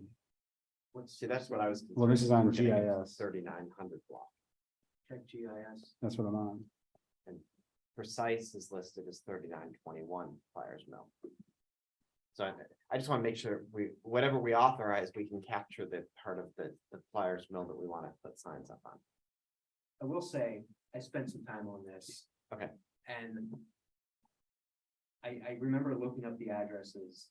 Yeah, Precise is 3921 by the signage on their building. And 38, what is that? And John is, Voight is 3923.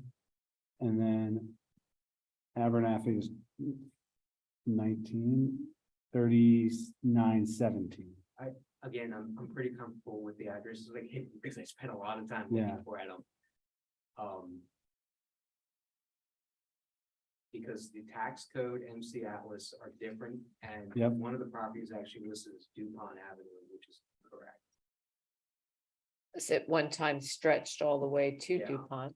Yeah, because that one property runs to DuPont, so it actually has an address. I Of will say DuPont? I'm comfortable with these addresses because I Mhm. spent some time looking at them. Okay, And it's specific to lot 17. Can you just refer to the lot rather than the 17 is address? Fine with me, Rather, so we don't confuse it, just refer to the lot in the survey. or you can just say the 3800 block.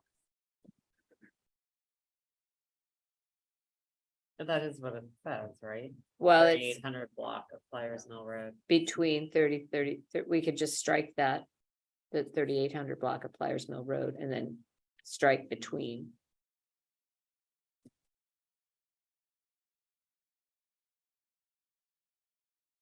Because there basically is Yeah, no. you know where I'm very comfortable with the address. Okay, we'll leave it I as it. trust Matt. We're gonna leave it as is, then. Yeah. Okay.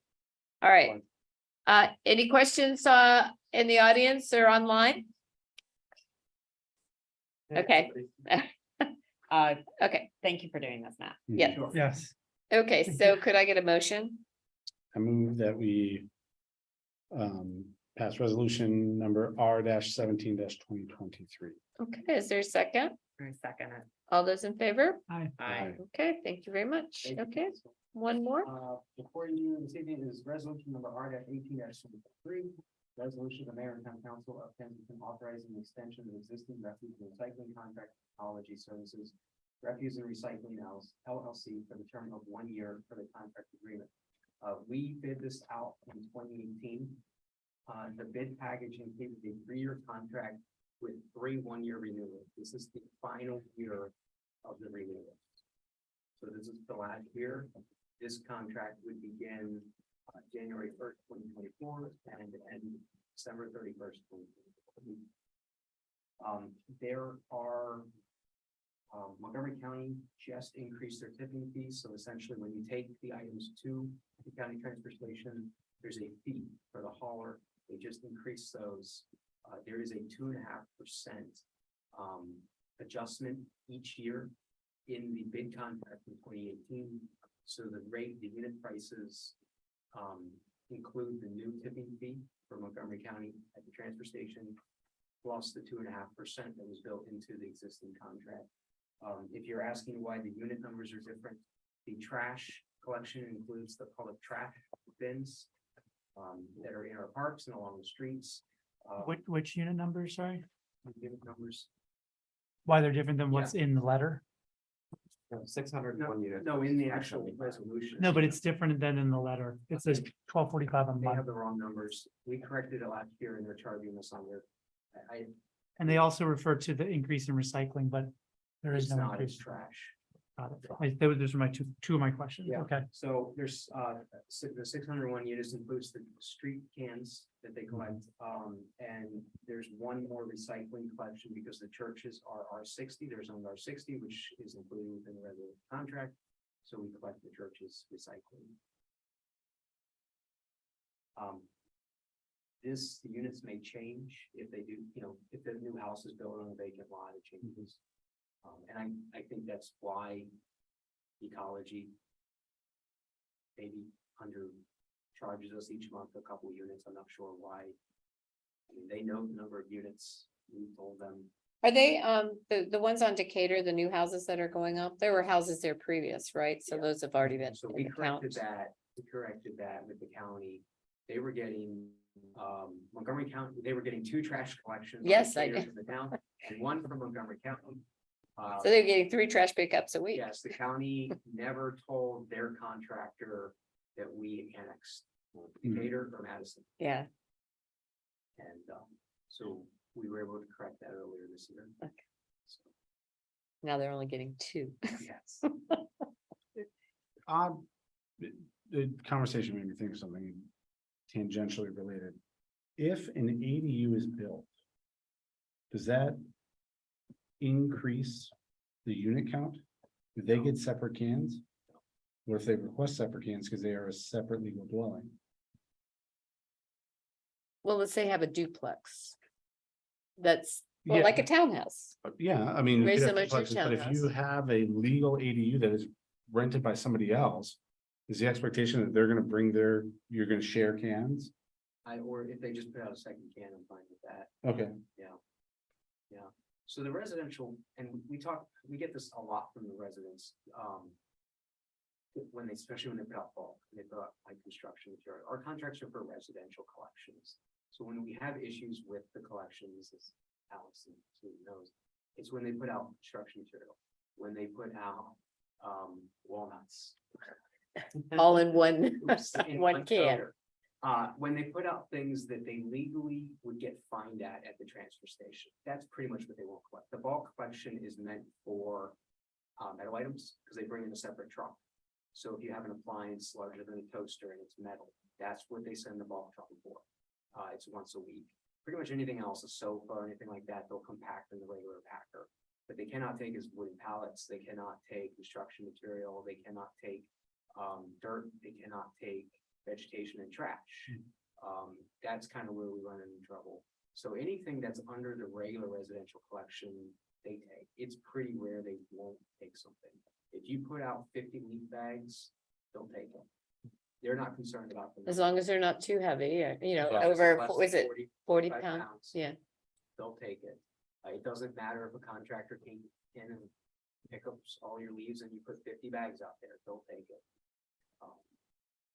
Which we corrected. Yes, I was gonna Yes. say there was an issue, but. Yes, okay. we fixed that. Yeah, Go ahead. no, no. No, if Probably you gonna have say the a same question thing. about the No, we're probably, resolution- no, we're probably gonna say the same thing. Well, my question was more like planning ahead, since we know that this is the final year. At what point do we need to start scoping the So, next? I've spoken to Councilmember Crimmins and Mayor Berman about that. I have a request of Sustainable Kensington. We are planning to look at it. If you get 40% of the residents signed up for compost pit, Mhm. the next bid we put out will be for once a week trash. And we can absorb compost pit, And we could offer it to all our residents. the entire town. Yeah. But we need a threshold, like they have to do it, they have to want it. So I feel like 40% is a good number. We can get 40% of the residents signed up wide. Beginning in 2025. And then they also have to understand that the other 60% needs to know that you're only gonna get trash pickup once a week. Once a week. But we'd still have recycling. We would Mhm. still Yeah. So recycle- once a week, And- we wouldn't do and- recycling twice a week. We would just do, we would do recycling once a week. okay. would we have them on the same day? It's up to the hauler. It's typically what we put in the bid Mhm. package previously. When we bid this out, we'll probably bid it out in September of next year. Mhm. My guess, I don't know who's, you never know who's gonna, low bid's gonna be, but I would imagine that ecology is gonna be very competitive. Because since we brought in ecology in 2018, a number of the other municipalities down county have brought them in. So it makes sense for them. It's why, CCB has the same collection schedule as we do. Mhm. It's very difficult for us to figure out the tonnage because it's commingled between, so we get a tonnage report. They provide us with a tonnage report every month. We don't, we figure that we're a little larger than CCV, so, even if it was 2/3 or something, it's a guess, because everything goes in the packer together. So we don't really know the tonnage reports, but obviously the second trash collection is lower than the first one. Yep. It's quite clear, and they're out of here pretty quick, because they leak out, So that's why I was asking the question about timing. So thinking about the sustainable Kensington planning that we wanted to do and the cost evaluation and the community engagement, knowing like when we need to do that in order to have enough time to have input into the bid planning So process. September of next year. So you would develop the RFP Yeah. over the summer, Right. I'm guessing. But would the RFP would just be for the refuse and recycling, not compost, because we would. Correct, it would have to be a separate hauler, because ecology doesn't do compost. Right, but we would need to know that we're asking them to bid on once a week, Yeah, right? so what Like- we need to know Yeah. is. And also what compost crew would charge us. Is there enough interest in the town that we should not even bother asking for a second trash collection a week. And we would need a survey. And we could always put it in the RFP. Oh, and Another John's survey. really just excited check about it that out, one. but, Yeah. Okay, so we can work with you on the specifics for what the estimates would be for per unit for compost versus what the decrease would be for the refuse. We can talk about this in November. So potluck. Yeah. I think there's a lot of. And then in conjunction, we can get the updated numbers from Compost Crew, what our resident count is now, and they'll give us the address, That's great. and then go back and do another blitz to try and push it toward the 40% mark. And we could still use the bins back there for businesses. Oh, yeah, and the, And the apartments farmer's and, market, yeah. you know, And so do we have, I know as a Compost Crew customer, Mhm. I was impressed with their annual summary of your waste diversion and carbon savings. So do they give us those same numbers and report for the municipality? yes, Okay, so they send me a monthly report. My banana peels are adding up. I'm not the only one using it anymore. Yeah, so and then they give me a breakdown, like how many, miles of gas you saved and,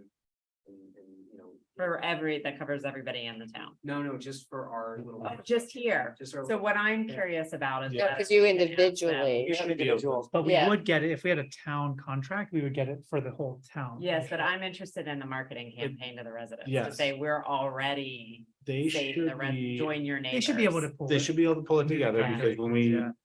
our pilot area, they had to draw boundaries so that they knew how many households, because they had break points where the prices came Yep. down.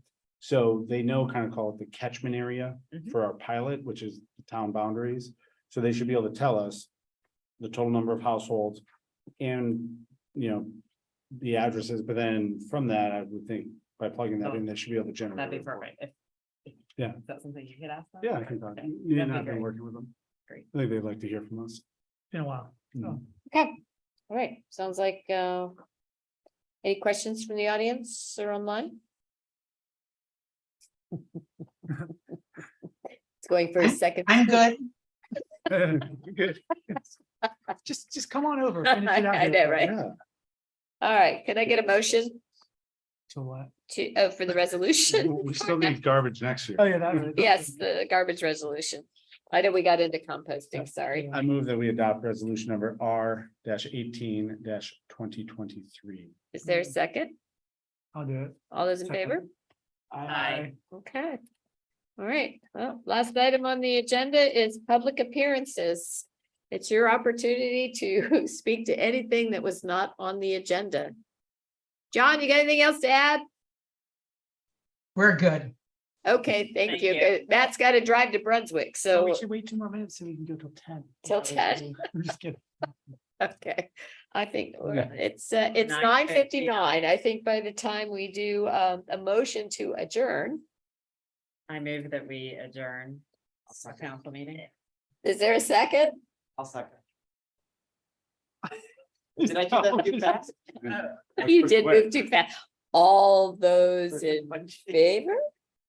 Aye. Aye. I think we made it. Good night. Thank you. Did I get all the ayes?